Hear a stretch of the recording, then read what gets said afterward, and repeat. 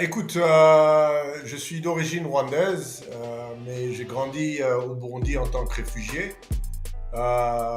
Brièvement, j'ai eu la chance d'aller faire mes études d'université aux États-Unis. Je savais que j'aimais le business. Depuis le début, je vendais des petits trucs quand j'étais jeune, mais je comprenais pas ce que c'était le business. Tout le monde avait les feature phones, les petits téléphones là. Donc, ils avaient des problèmes pour charger en ville et tout ça. Donc, je me suis dit, mais un kiosque solaire serait génial. On a encore amélioré notre technologie pour vraiment devenir une infrastructure digitale de stockage et de données de processing. On appelle ça computing and storage. Bonjour tout le monde. Bienvenue encore pour ce nouvel épisode de Débrouillard. Vous l'avez constaté, donc nous on est déjà, on a plein de sujets aujourd'hui à, euh, à décortiquer avec Henri. Peut-être pour faire rapidement le tour du propriétaire. Donc Henri, normalement, sur ma to-do list avant de commencer l'émission, je m'entraîne toujours sur la prononciation du nom de mon invité pour pas faire d'erreur pendant l'épisode. Donc, Henri Nyakarundi, est-ce que j'ai bien prononcé ton nom? Oui, oui, oui, c'est correct, c'est correct. C'est pas une... Donc, Henri, tu étais le producteur d'ARED, African Renewable Energy Distributor. Non, Donc, arrête, on va parler. c'est plus African Renewable Energy, c'est arrête Group maintenant. Ça, on a restructuré la compagnie. Ah, moi, je suis dans le passé là. En Ouais, tout ouais, cas, tu vas nous ouais, parler de tout ouais. ça. Tu te définis toi-même comme un entrepreneur social. Tu vas aussi nous dire ce que c'est la différence avec l'entrepreneur conventionnel, entre guillemets, qu'on a l'habitude de voir. Disons, je te propose, Henri, de te présenter succinctement. Oui, merci, merci encore pour l'invitation. Écoute, je suis d'origine rwandaise, mais j'ai grandi au Burundi en tant que réfugié. Brièvement, j'ai eu la chance d'aller faire mes études d'université aux États-Unis. J'ai passé à peu près 17 ans là-bas avant de revenir en Afrique pour commencer ce projet de RAID. Bon, ça fait plus de 20 ans maintenant que je suis dans l'entrepreneuriat et maintenant je fais un peu de coaching des entrepreneurs. J'ai écrit un livre sur mon voyage de l'Afrique aux États-Unis au retour de l'Afrique. Et voilà quoi, c'est vraiment l'histoire typique d'un Africain qui a quitté en pensant que là-bas, à l'extérieur, c'était mieux, qui a découvert l'extérieur et qui s'est rendu compte que c'est difficile partout et puis qui a décidé de retourner en Afrique parce qu'il a vu qu'il y avait plein d'opportunités là-bas. C'est un peu mon histoire. Yes. Donc, le bouquin, j'imagine, tu vas nous en dire un petit peu plus en français. My African Dream, je Oui, oui, pense. il y a la version française. Il y a la version française Ah, sur Amazon qui est Mon rêve africain.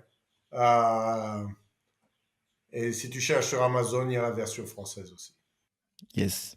Donc, t'arrives aux États-Unis en quelle année?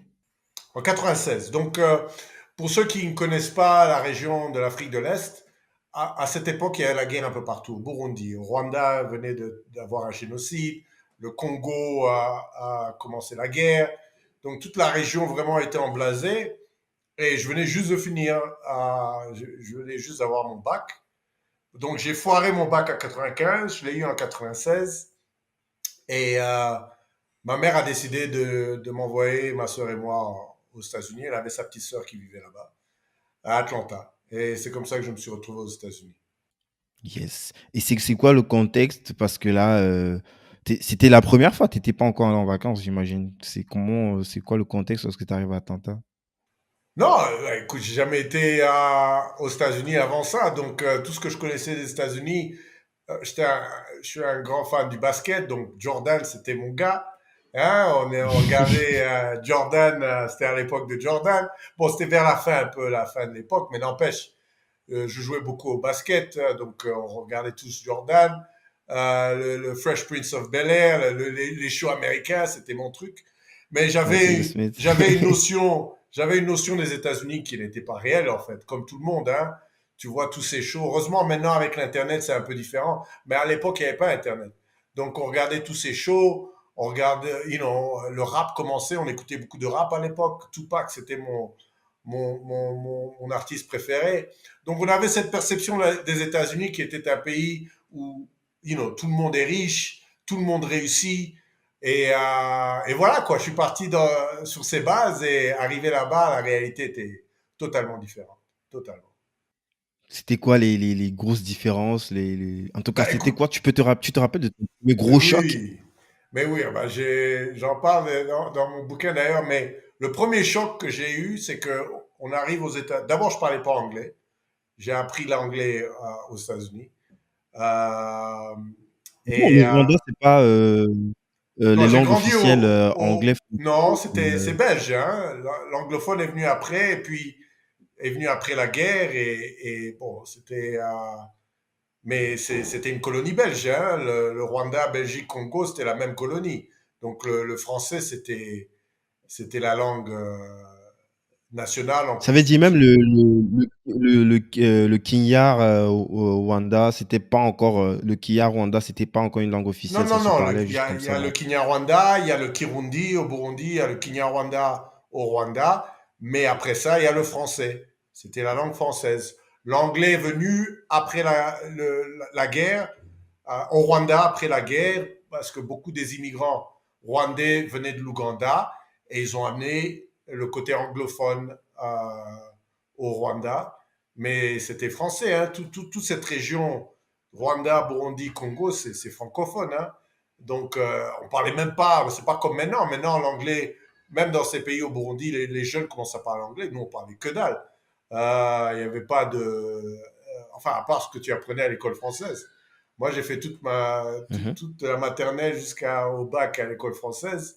Donc, je connaissais rien de l'anglais. Mais la première chose qu'on arrive, on habitait dans un quartier qui s'appelle Stone Mountain.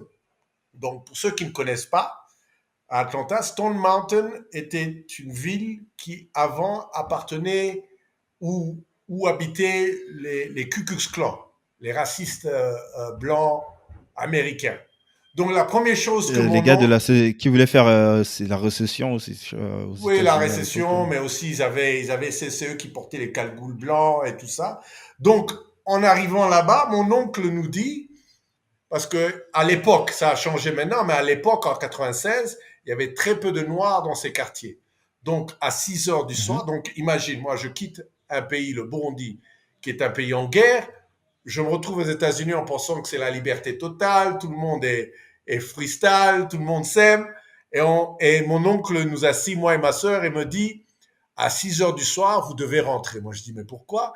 Et il essaie de m'expliquer l'histoire des KKK, le racisme blanc. Et moi, dans ma tête, je me dis, mais attends, il y a, on a des problèmes en Afrique, mais on n'a pas de problème avec les Blancs. Donc maintenant, on est noir aux États-Unis, les Blancs n'aiment pas les Noirs. Donc ça m'a vraiment choqué. C'est ça qui a commencé à ouvrir mon esprit que les problèmes existent partout, numéro un. Et numéro deux, c'est vraiment des problèmes créés par l'homme. Quand tu écoutes, j'essaye de, je dévie, mais c'est là où j'ai remarqué que l'être humain, on crée des problèmes bêtes en fait, hein, bêtes. Des problèmes ethniques, problèmes raciaux, problèmes religieux, tout ça c'est des conneries, mais c'est ça. Et à 6 heures du soir, on devait rentrer. Et je me rappelle un jour, on va au parc, il y avait un grand parc pas loin du quartier, et tu voyais ces blancs-là avec ils ont leur flag là, ils ont leur drapeau, et Le le drapeau. drapeau confédéré, et en train de se balader, en train de crier, et nous on était là, et c'est là j'ai vu man. Ah oui, mon vieux, voilà, bienvenue aux États-Unis. c'était, c'était une des expériences intéressantes que j'ai vécues, quoi. Au début, en tout cas. Yes. Bah, du coup, tu rentres directement à l'université ou tu dois faire peut-être des cours d'anglais pour pouvoir Oui, j'ai fait rentrer un peu dans le système? non, 2 ans et demi de cours d'anglais avant de commencer l'UNIF.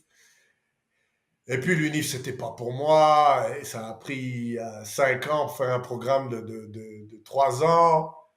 Et c'est là où j'ai découvert l'entrepreneuriat. Par contre, ça, c'est les États-Unis qui m'a rendu qui m'a vraiment éduqué dans l'entrepreneuriat, quoi. Parce que c'est vraiment un pays Mhm. d'entrepreneurs. C'est franchement un pays d'entrepreneurs.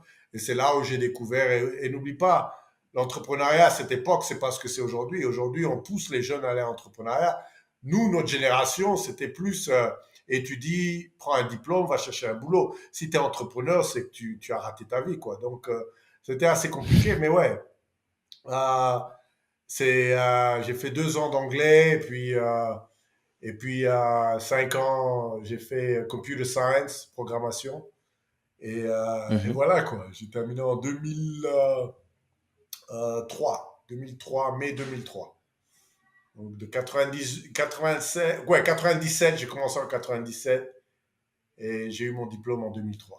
Parce qu'entre-temps, il y a une année où j'ai pas été, j'ai essayé d'arrêter les études. Ma mère m'est rentrée dedans, m'a menacé, m'a menacé, m'a dit, man, si tu finis pas, je te dénie. Ah, j'ai dit, ah, ok, ah, laisse-moi finir ces études-là, que j'en finisse une fois pour toutes. Ah oui, c'était vraiment, je veux pas dire que c'était des années difficiles, mais bon, j'ai quand même beaucoup galéré, hein. Tu vois, tu viens en tant qu'Afrique. La vie en Afrique, c'est pas la même chose que partout ailleurs. Moi, je suis désolé. Je vois maintenant, avec l'expérience que j'ai eue, on avait une vie pépère en Afrique, hein. Les États-Unis, c'est une vie difficile, hein. C'est vraiment l'individualisme total. C'est-à-dire que tu foires seul, tu réussis seul, mais il y a personne qui va t'aider. On n'a pas ce truc de communauté comme on a en Afrique. Donc, j'ai vraiment bien galéré pendant quelques années, quoi. Bah, pour toi, il était pas du tout question, après ton diplôme justement d'intégrer, en tout cas de suivre le parcours traditionnel normal, ce qui est attendu par la société, de rentrer dans un groupe. En plus, tu as eu ton diplôme pendant la belle époque d'internet, où il y a eu tous ces gros mastodontes qui ont commencé à émerger, du Google, du Microsoft. Non, Microsoft, c'était un peu plus avant, mais disons du Google, du Facebook quelques années après et tout ce qui va avec. C'était un univers qui t'intéressait déjà de prime abord? Non, la connectivité, la programmation, c'était pas mon truc. La raison pour laquelle je suis rentré dans le computer science, c'est parce que j'étais bon en maths. Mais je savais pas quoi faire, moi, Mhm. dans ma vie. Par contre, j'ai Bon, en maths, mais commencé tu sais pas mon... quoi faire avec. Non, moi, tu sais, et ça, c'est l'erreur que beaucoup de parents font, et je vais pas dire que c'est une... Enfin, c'est quelque chose que je remarque maintenant, mais tout ce que j'ai fait pendant longtemps, c'était dicté par mes parents, surtout ma mère. Elle disait, ok, tu dois faire un diplôme. Je dois faire un diplôme. Tu dois faire ça, tu dois faire ça. Quand j'ai eu mon bac, moi, dans ma tête, l'université, c'est pas dans mon plan. Encore une fois, je savais que les études, c'était pas pour moi.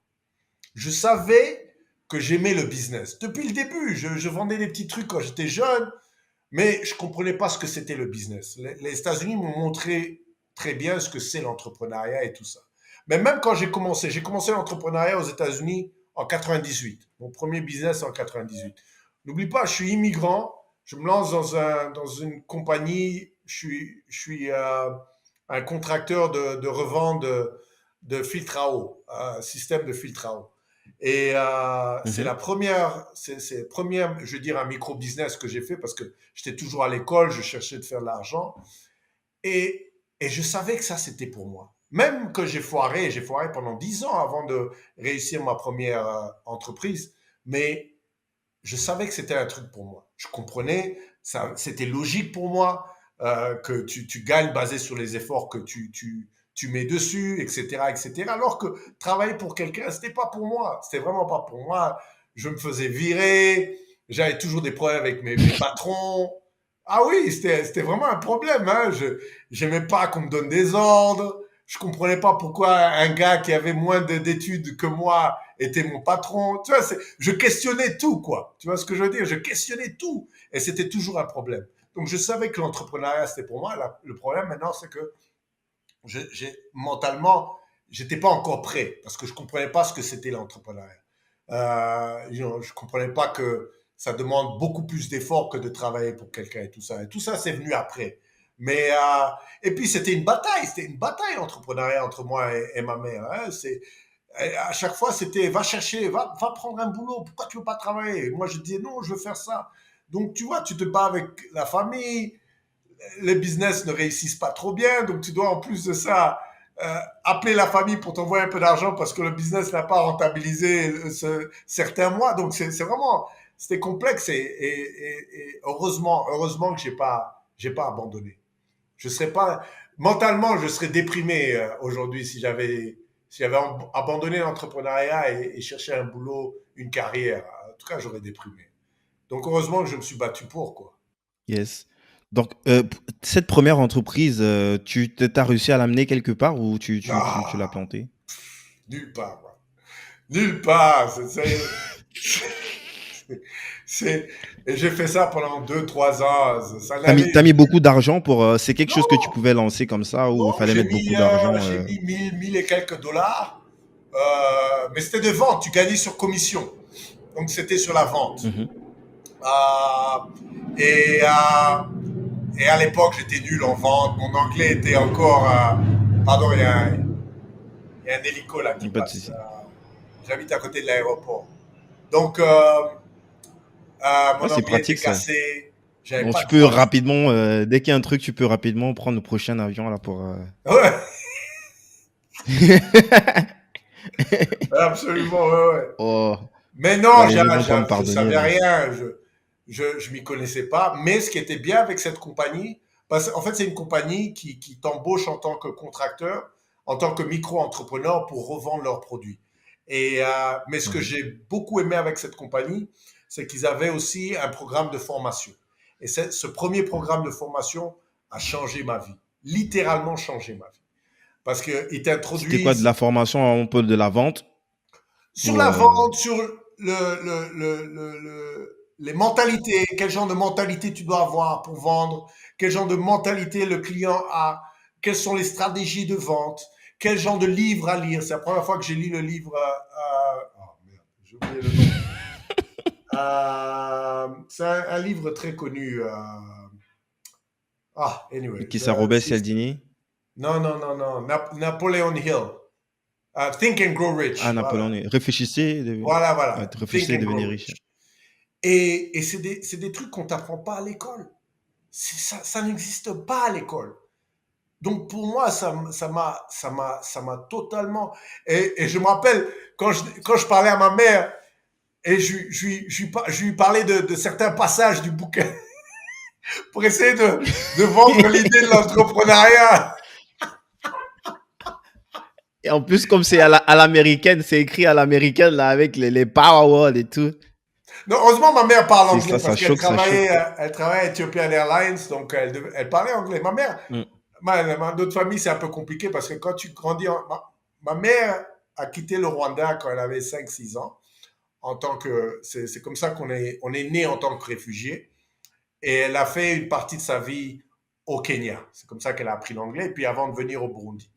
Euh, mais elle parlait anglais. Donc je lisais certains trucs du livre. Hey, moi, ça lui passait comme ça. Elle disait arrête, va chercher un boulot. Mais Arrête je, de rêver, arrête de ouais, rêver. arrête, voilà. Arrête de rêver. L'entrepreneuriat, c'est très dur. Par contre, elle avait raison. Elle me disait des trucs qui étaient vrais parce que elle me disait l'entrepreneuriat, c'était pas facile. Et nous, le concept de l'entrepreneuriat que j'avais, c'était tu commences un business, tu vas vendre autant, tu vas devenir riche en 6, 7 mois, comme tous les jeunes, quoi. Tu sais, tu penses que l'argent va tomber comme ça. Ça, par contre, elle m'a donné des conseils qui étaient vrais, que j'ai aussi pas écouté, que j'ai dû apprendre petit à petit. Mais oui, cette compagnie qui s'appelle, bon, elle n'existe plus, mais Equinox International, j'oublierai jamais. C'était ma première introduction sur l'entrepreneuriat. Et j'ai commencé à gober des bouquins, j'ai commencé à m'éduquer, suivre ces formations, mais le business allait nulle part, je vendais pas rien du tout, j'étais pas prêt, quoi. C'était pas mon époque. Et, euh, et après ça, j'ai fait au moins presque une dizaine d'entreprises avant de faire l'entreprise qui a réussi aux États-Unis. Mais je me suis lancé dans les portables quand les portables venaient de commencer aux États-Unis dans les années 2000, début 2000. Ah C'était ouais. chaud les portables. La vente des portables, la vente des unités, tout ça, c'était comme un peu en Afrique. Aussi en commission. Qu'est-ce que Il j'ai fait faisait comme en Afrique, là, avec des cabines ou des kiosques comme ça. C'était comme ça aux États-Unis Non, non, à pas des l'époque quand kiosques, ça venait de sortir. mais c'était pas des kiosques, mais ils vendaient les unités parce que c'était prépayé avant. Hein. C'était pas comme maintenant où c'est Ah, c'est comme dans les bars à tabac, là. Dans... voilà, c'est prépayé. Donc tu vendais non, tu vendais l'internet était déjà là. À cette époque, l'internet était déjà en plein essor, donc on vendait sur internet, on cherchait des clients qui voulaient. Tu gagnais pas sur les unités, tu gagnais sur les gens qui signaient sur les plans. Ils avaient quand même des plans Ah, de téléphone. de Donc 12 tu faisais mois. du, voilà, Mhm. tu faisais du marketing et tu gagnais une commission sur ça. J'ai fait ça pendant peut-être un an, puis j'ai fait du e-commerce. Je suis rentré dans une compagnie vendre comment on appelle ça, des pilules de santé naturelles, voilà, des trucs de Mhm. santé naturels. Parce que moi, j'étais toujours aussi dans tout ce qui était green, tout ce qui était vert, tout ce qui était naturel, déjà à l'époque. Donc, tout ce domaine aussi m'intéressait. Euh, et voilà, quoi, j'ai fait ça pendant 8 ans.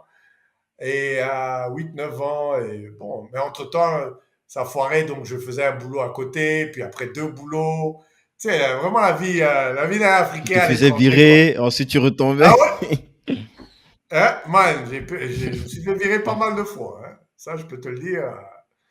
Ouais, ouais, mais bon, trouver des petits boulots, c'était pas trop dur. Et je me cherchais, quoi. Je me cherchais, et c'était pas facile, c'était pas facile. Yes.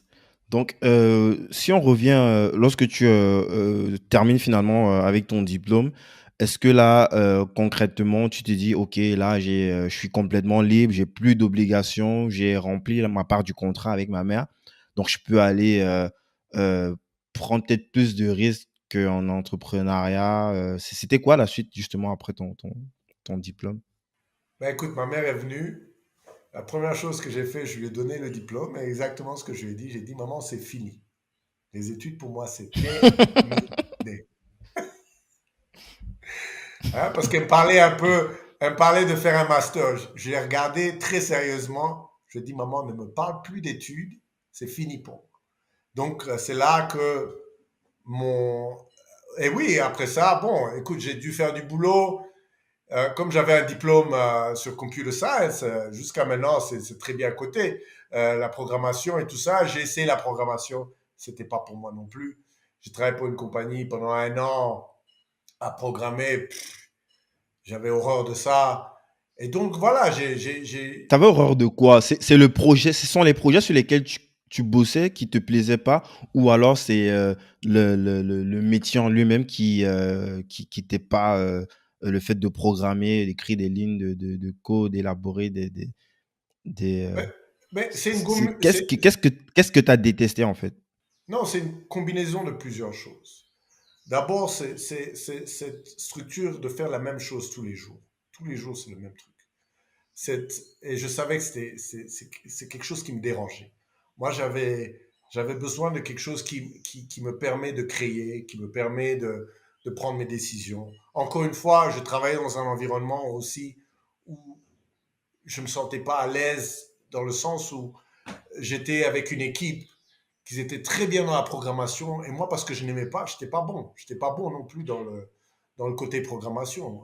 Donc quand tu n'aimes pas quelque chose, c'est très difficile de faire un bon boulot. Donc ça aussi, ça m'énervait parce que je me disais, mais moi j'utilisais la logique. Même si je ne savais pas comment mon futur allait être, qu'est-ce que je devais faire dans la vie, je savais logiquement que si je n'aime pas quelque chose, c'est pas quelque chose que je dois faire. Et encore une fois, je lisais beaucoup de livres à l'époque. Euh, et ces livres-là disaient la même chose.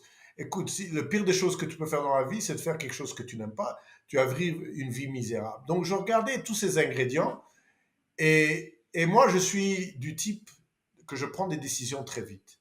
C'est-à-dire que je m'abats pas sur moi et dire, man, oui, j'aime pas, mais si je fais ça, je commence à créer des scénarios qui vont me faire perdre ma motivation de suivre mon rêve. Donc, moi, je prends mes décisions très vite. Je me suis dit, écoute, ça, c'est pas pour moi. Boum.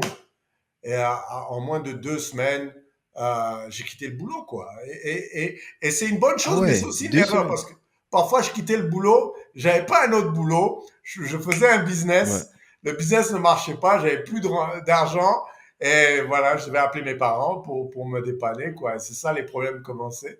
Mais j'aimais prendre les décisions très très vite. Waouh.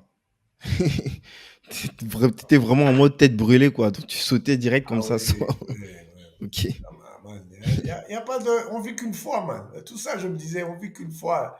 Hein, j'ai pas envie de vivre dans le regret, quoi. Ça, c'était ma, ma, ma, ma plus grosse peur, c'était de vivre dans le regret.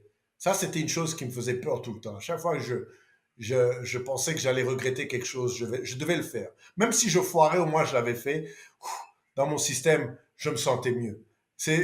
Écoute, chacun est différent, et non, chacun a ses trucs. Mais pour moi, c'était important de ne pas vivre dans le regret. Et oui, j'ai fait plein de trucs. Mais bon, bien sûr, j'ai fait plein d'erreurs aussi. Hein, mais n'empêche, tu apprends. C'est comme ça que c'est l'expérience. Et moi, je dis toujours aux jeunes, vis ta vie, vis cette expérience. Ne laisse pas la peur t'arrêter. Même si tu foires, tant que tu es vivant, tu as une chance de continuer à te battre, mon frère. La plus importante chose dans la vie, c'est la vie elle-même. Le reste, ce que les gens pensent de toi, ce que que t'as pas d'argent ou les gens se foutent de ta gueule, ça c'est pas important. Ça c'est les trucs des jeunes. La société a créé ça, mais ça c'est pas important. Le truc le plus important, c'est de vivre ta vie et avoir des expériences dans la vie. C'est comme ça que tu évolues. Tu n'évolues pas en restant cassé dans une pièce que tu n'aimes pas. Si tu aimes, c'est parfait. Mais si tu n'aimes pas et tu as peur d'aller autre part, ça c'est la pire des erreurs que quelqu'un peut faire. Et ça, c'est ce que je dis toujours aux jeunes. Yes. Intéressant, je suis complètement aligné avec tout ça.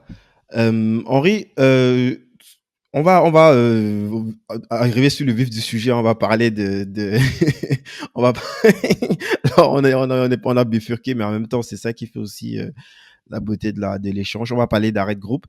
Mais j'aimerais beaucoup comprendre aussi la transition, comment tu en arrives à créer justement euh, cette structure-là. Et avant, je te propose, parce que au début de l'émission, j'ai parlé en tout cas, c'est toi qui te définis comme ça, comme un entrepreneur social. Quelle différence, toi, tu fais justement entre un entrepreneur social et un entrepreneur, je dirais, entre guillemets, classique Mais la grosse différence, c'est qu'un entrepreneur classique se concentre plus sur les revenus. C'est ça son but principal. Alors qu'un entrepreneur social, sa priorité, c'est d'avoir un impact social sur la communauté. D'abord. Et puis les revenus sont généralement secondaires. Euh, et Et encore une fois, oui, pour moi, l'entrepreneuriat social, c'est le futur. C'est ça qui va remplacer c'est ça qui va remplacer les ONG. Parce que moi, je pense que l'idée de ONG ne sert plus à rien maintenant. Maintenant, il faut vraiment des progrès, parce que il faut vraiment des programmes à long terme, des programmes locaux qui sont qui sont commencés par des personnes locaux au lieu d'avoir des organisations étrangères nous dire qu'ils vont régler nos problèmes alors qu'ils ne règlent jamais ces problèmes. Donc je pense que c'est vraiment un secteur qui augmente, hein, mais qui va vraiment augmenter dramatiquement parce que les problèmes sociaux, écologiques, ce sont les problèmes du futur. Surtout en Afrique avec une population qui va doubler. On sera après plus de 4 milliards à la fin de en 2100. On sera 2 milliards aidés en 2030. Et on voit déjà les problèmes sociaux qui existent, problèmes écologiques. Ça ne va pas s'arrêter là et on aura besoin de plus en plus d'entrepreneurs sociaux. Bah, comment est-ce que ça se règle justement cette question de rentabilité, de revenus? Est-ce que toi, tu vois forcément une opposition entre un entrepreneur dit classique et un entrepreneur social? C'est pas une opposition, non, c'est juste une classe séparée, quoi. Encore une fois, je vais te donner un exemple. Euh, un entrepreneur qui commence un fintech traditionnel, il va se concentrer sur les utilisateurs d'habitude qui vont utiliser ce genre d'application sont généralement la classe moyenne, les gens qui ont de l'argent, qui vont faire des transactions et tout ça. Mais un jeune qui fait un fintech social va devoir se concentrer dans les communautés qui n'ont pas les mêmes ressources que une communauté de classe moyenne, par exemple. Tu vois ce que je veux dire? Il va essayer d'amener Mhm. ce système de fintech dans les zones rurales, dans les camps de réfugiés, mais parce que ces communautés n'ont pas le même montant que les classes moyennes, la stratégie qu'il va devoir utiliser va être totalement différente qu'une stratégie d'une entreprise normale. Et en fait, c'est ça qu'il faut comprendre. Parce que quand tu travailles dans des communautés qui ont très peu de ressources, tu dois avoir une stratégie très différente, très innovatrice. Et c'est pour ça que tu vois beaucoup de compagnies dans le monde social qui viennent avec cette mentalité traditionnelle et qui se foirent dans beaucoup de secteurs. Je le vois tout le temps. Donc il faut vraiment et moi j'ai appris ça aussi parce que je nais dans un monde traditionnel. Mon business avant c'était dans le transport et je rentre dans le social et c'est là où j'ai vu que la plus grosse problématique du social, c'est pas les solutions. Les solutions, c'est pas ça le problème.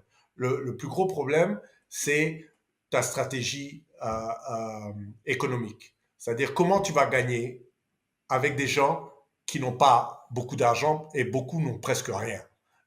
Donc comment tu vas structurer ça?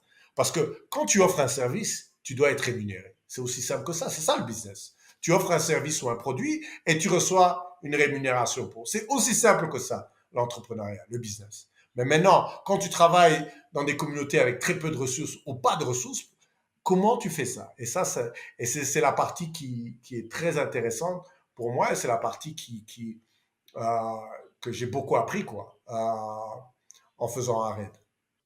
Yes. Tu vas nous expliquer comment est-ce que tu en arrives justement à Red, pourquoi justement tu prends ce penchant au niveau de l'entrepreneuriat social justement, toi qui es issu justement de l'autre univers, qui va chercher en tout cas le maximum de rentabilité. Euh, Déjà, est-ce que tu peux nous pitcher rapidement? Tu as parlé de ton business dans la logistique.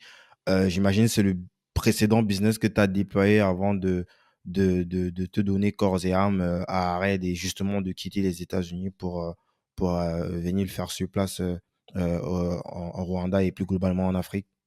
Pardon, tu peux répéter la question? Ouais, je disais, avant qu'on ne parle justement d'arrêt, je voulais que tu as parlé tout à l'heure de ton business dans la logistique. Ah oui, oui. C'est l'expérience, c'est ta précédente, c'est la dernière expérience que tu as faite avant de te lancer, en tout cas avant de déménager pour le Rwanda et lancer justement Arrête globalement en Afrique, c'est ça? Non, oui, d'ailleurs c'était UMG Logistics, c'était le nom de la compagnie. Oui, oui, bah, écoute, c'était mon premier business qui avait réussi. Finalement, après 8 à 10 ans Hmm. d'essayer du business, en 2004, je commence cette compagnie. Je commence cette compagnie très accidentellement. Euh, Accidentellement? oui, c'est-à-dire que, et c'est dans le livre, hein, bon, je vais un peu expliquer, c'est-à-dire que On va je pas, tra- on non, va pas non, c'est rien, spoiler. c'est rien. Ok, Je vas-y. pas, je travaillais pour une compagnie qui s'appelait Kinko's. Kinko's, c'était une compagnie d'imprimante. Et je travaillais la nuit entre 10 heures du soir et 8 heures du matin. Euh, et un jour, un gars vient pour imprimer son chéquier qu'il avait touché de son boulot. Et c'était un camionneur. C'était un camionneur. Et je vais imprimer son chèque et je regarde le montant et je lui demande. Et il était bosniaque, c'est un grand ami à moi maintenant.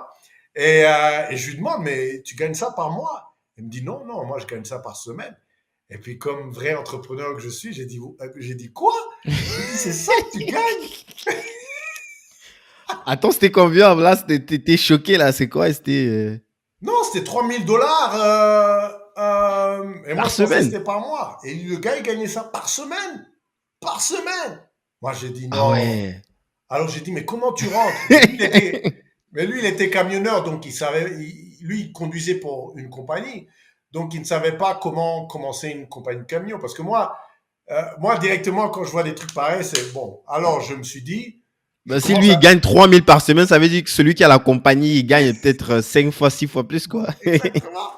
Donc, je me suis dit, OK, je commence à faire les recherches et je découvre que commencer une compagnie de logistique, c'est pas beau, c'est pas cher, c'est très facile. Euh, et en moins de 2 mois, encore comme d'habitude, je quitte mon boulot, je commence une compagnie. C'est Entre-temps, une habitude chez toi. entre-temps, j'étais dans, je vends, j'avais acheté j'avais une maison. Donc, ce que je fais, j'hypothèque ma maison à la banque, j'ai reçu 80 000 dollars. Donc, j'achète un camion, j'enregistre ma compagnie, j'embauche un conducteur. Mais encore une fois, j'ai pas fait les bonnes recherches et ça m'a pris quand même 1 an et demi pour devenir profitable. Et j'ai beaucoup appris, mais la le logistique, c'est vraiment. J'ai commencé en 2004, il y a eu la crise de 2008 Ouais, et tout la se crise calme. financière de 2008, ça ne nous a pas affecté. Hein. Pas du tout. Ah Alors, ouais. mon vieux, ça nous a même un peu aidé. Donc, euh, ouais, ce business Tu était étais tout génial. seul dans la structure, tu avais des Ouais, associés, des ouais, tout partenaires. seul, moi, je faisais tout solo, man. À l'épogée, j'avais 10 camions. Je manageais 10 Ah camions. ouais. Ouais, ouais, ouais. J'ai bien gagné. J'achetais, j'investissais, je commençais à investir dans le pays, au Burundi. Je commençais à faire les compagnies de construction au Burundi. Non, je gagnais bien, mais ça c'était la validation que j'avais besoin. Parce que si j'avais foiré ce business, je m'étais promis que non, j'allais commencer à écouter ma mère et me caser et trouver un boulot. Parce que là, ça devenait un peu trop, quoi. Et c'était la Et validation tu que as j'avais failli, tu as eu des besoin. moments d'hésitation. Mais oui, 1 an et demi pour devenir profitable. J'ai perdu les 80 000, je les ai perdus comme ça. J'ai dû encore trouver de l'argent. Ma mère a dû me dépanner encore. Euh, J'étais derrière à payer la maison. J'ai failli perdre la maison. Ah mais c'était encore une fois, j'avais pas bien fait les recherches. Je me suis lancé trop vite. Mais bon, moi j'ai remarqué Mais qu'est-ce qui a une fait chose la que j'ai remarqué. différence? Ben, très intéressant encore. Et c'est ça, c'est pour ça que la stratégie économique, c'est la chose la plus importante de toute entreprise. Moi, je dis toujours. Euh, Ma stratégie n'était pas bonne. Déjà, elle n'était pas bonne. Et comme je ne connaissais pas ce milieu, je ne savais pas comment ce milieu fonctionnait. Alors, je vais dans un séminaire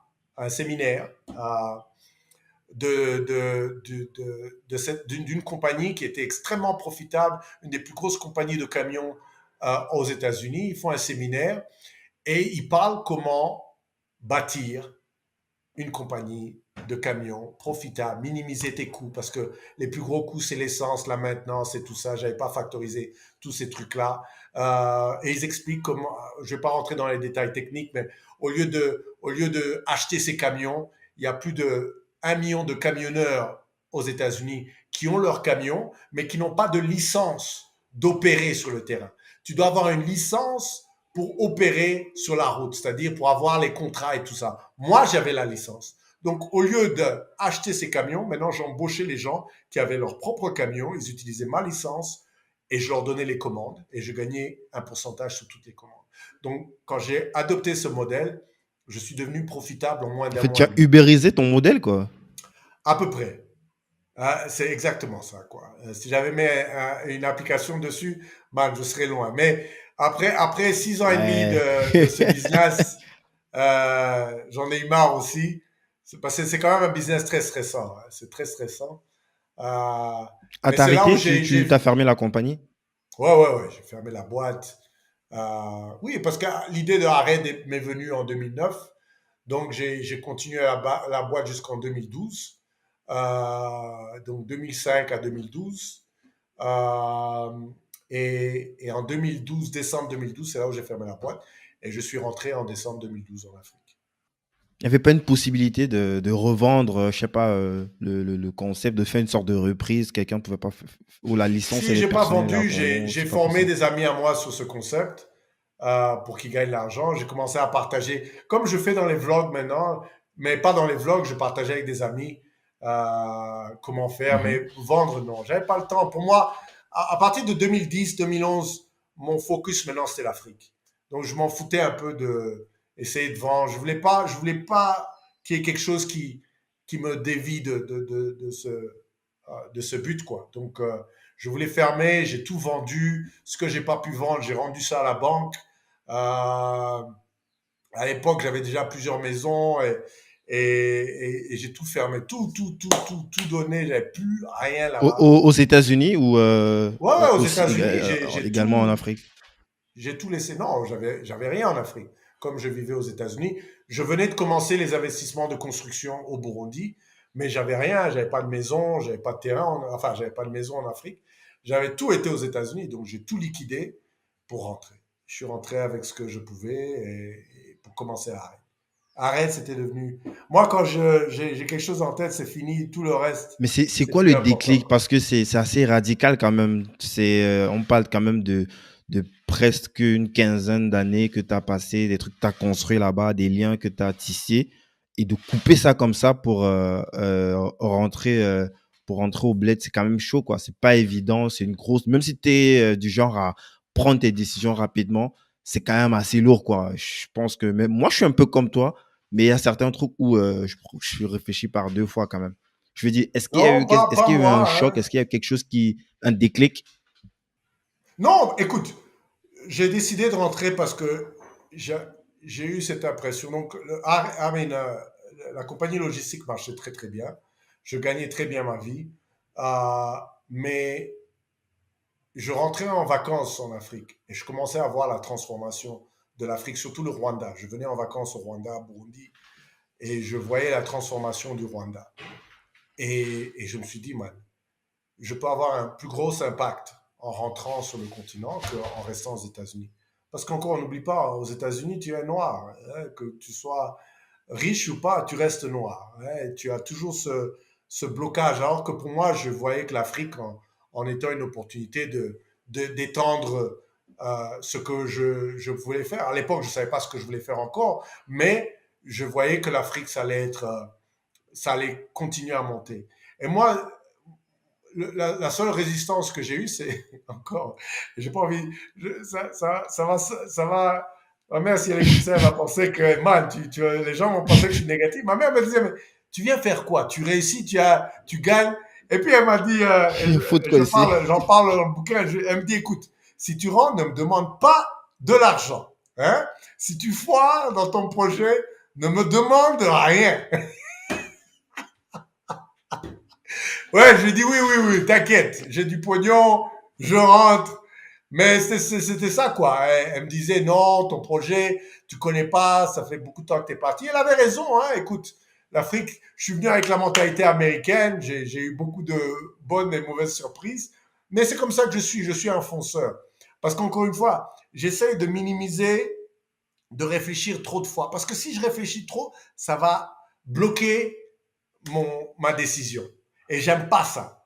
Parce que je préfère venir me casser, parce que je savais que je pouvais faire la logistique encore. Même si je foirais, je peux retourner aux États-Unis et recommencer la logistique. Hein. Si tu as réussi un business, tu peux la refaire, c'est pas ça un problème. Et puis, Mhm. comme j'étais à l'époque célibataire, j'avais qu'un enfant, j'étais pas Tu n'avais limité pas dans mes trop de mouvements, quoi. contraintes, quoi. Pas comme Ouais. maintenant. Maintenant, je pourrais pas dire, ah, je vais là-bas. Maintenant, j'ai une femme et des enfants, donc je peux plus faire ça. Mais à l'époque, non, j'étais pas limité. Donc, ouais, j'ai pris la décision. Mais je voyais que l'Afrique allait aller loin. Ça, c'était en 2009, 2008-2009, en venant ici au Mhm. Rwanda, en regardant les nouvelles politiques un peu en Afrique, en voyant les changements politiques un peu partout en Afrique, je me suis dit, man, l'Afrique va monter. Moi, je le voyais. Et je me suis dit, non, je peux pas rater, je peux pas rater cette vague. Man. Et c'est pour ça que je suis rentré.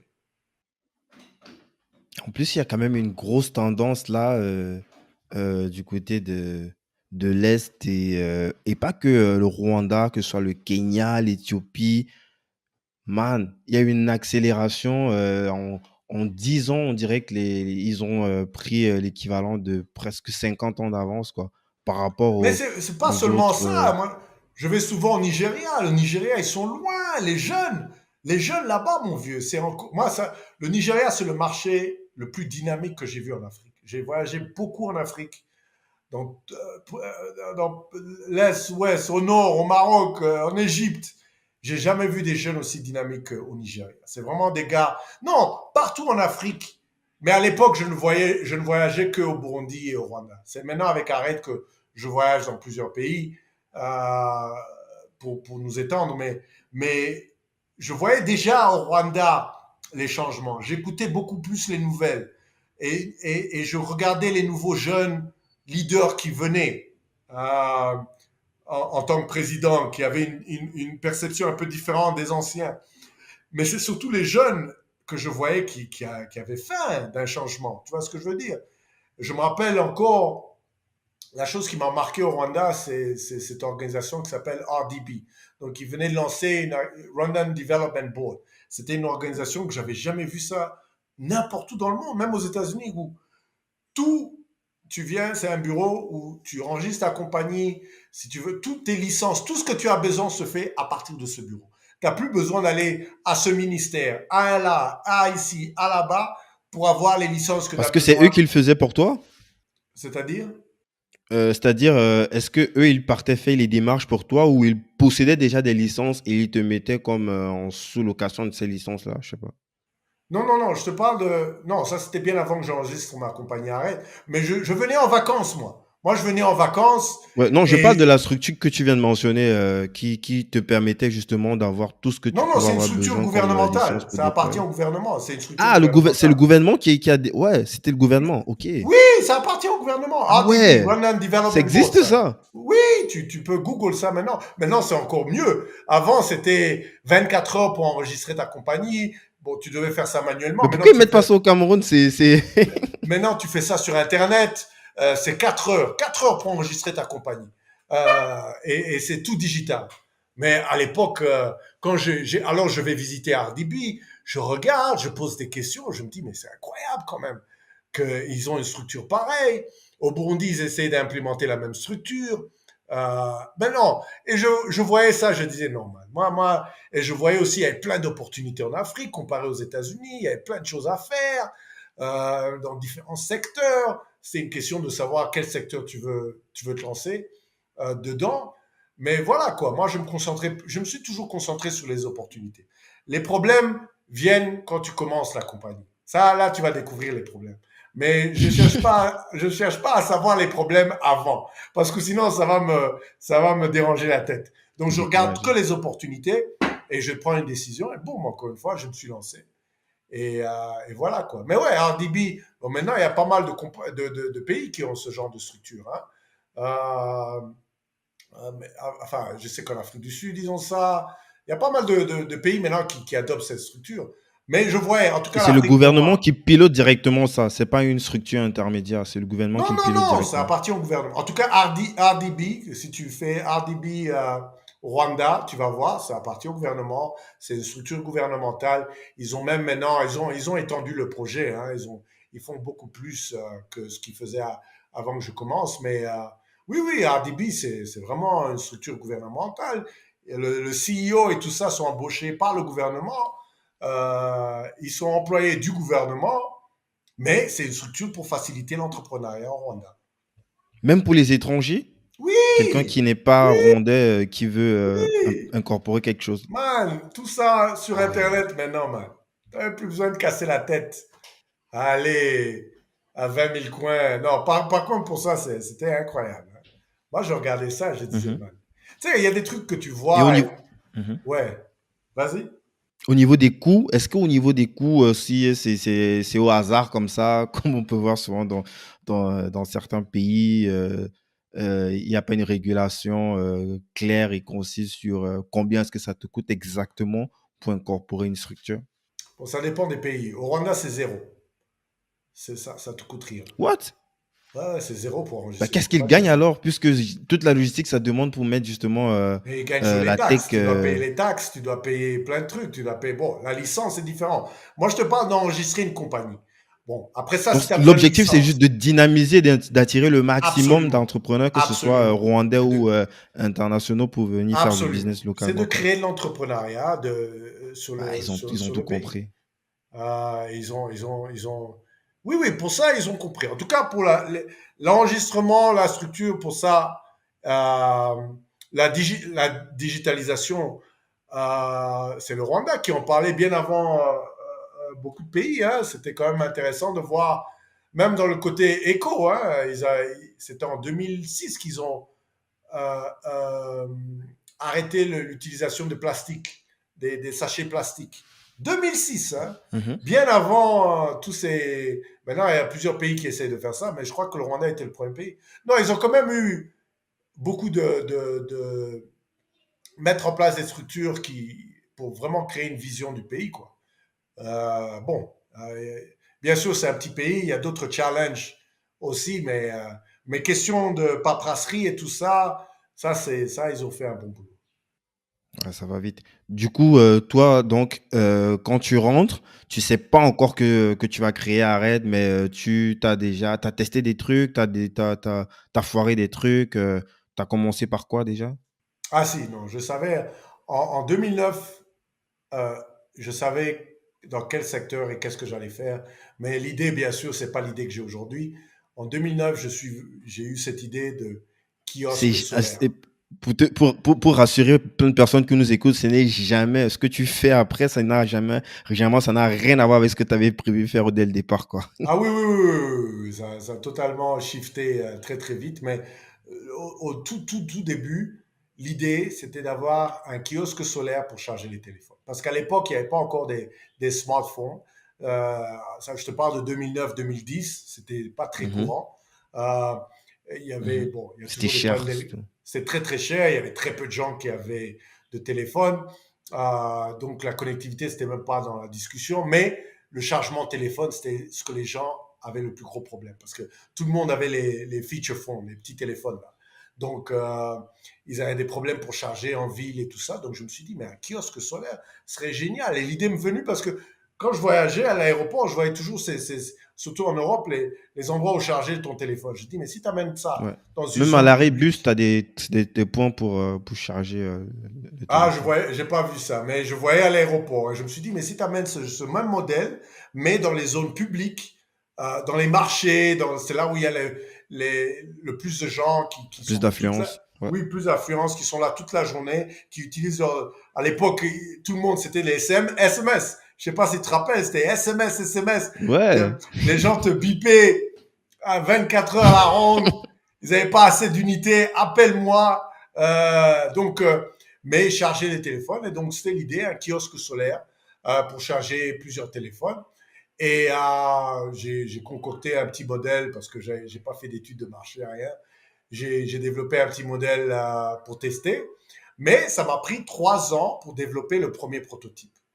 Parce qu'encore une fois, Ah ouais. ah oui, 3 ans. hein, un produit physique, c'est pas comme un logiciel, hein, c'est totalement différent. Hein. Il y a un processus beaucoup plus compliqué, complexe et ça aussi, j'ai beaucoup appris, hein, parce que j'ai jamais développé un produit Ouais. de ma vie. Je, dans ma tête, tu dessines un produit, tu donnes à un ingénieur, il te le fait, c'est pas comme ça que ça marche. Euh, tu dois avoir un prototype, tu dois le tester, et puis le prototype et la manufacture, c'est pas la même chose, donc ils doivent ajuster Ouais. ah, mais c'est tout un problème.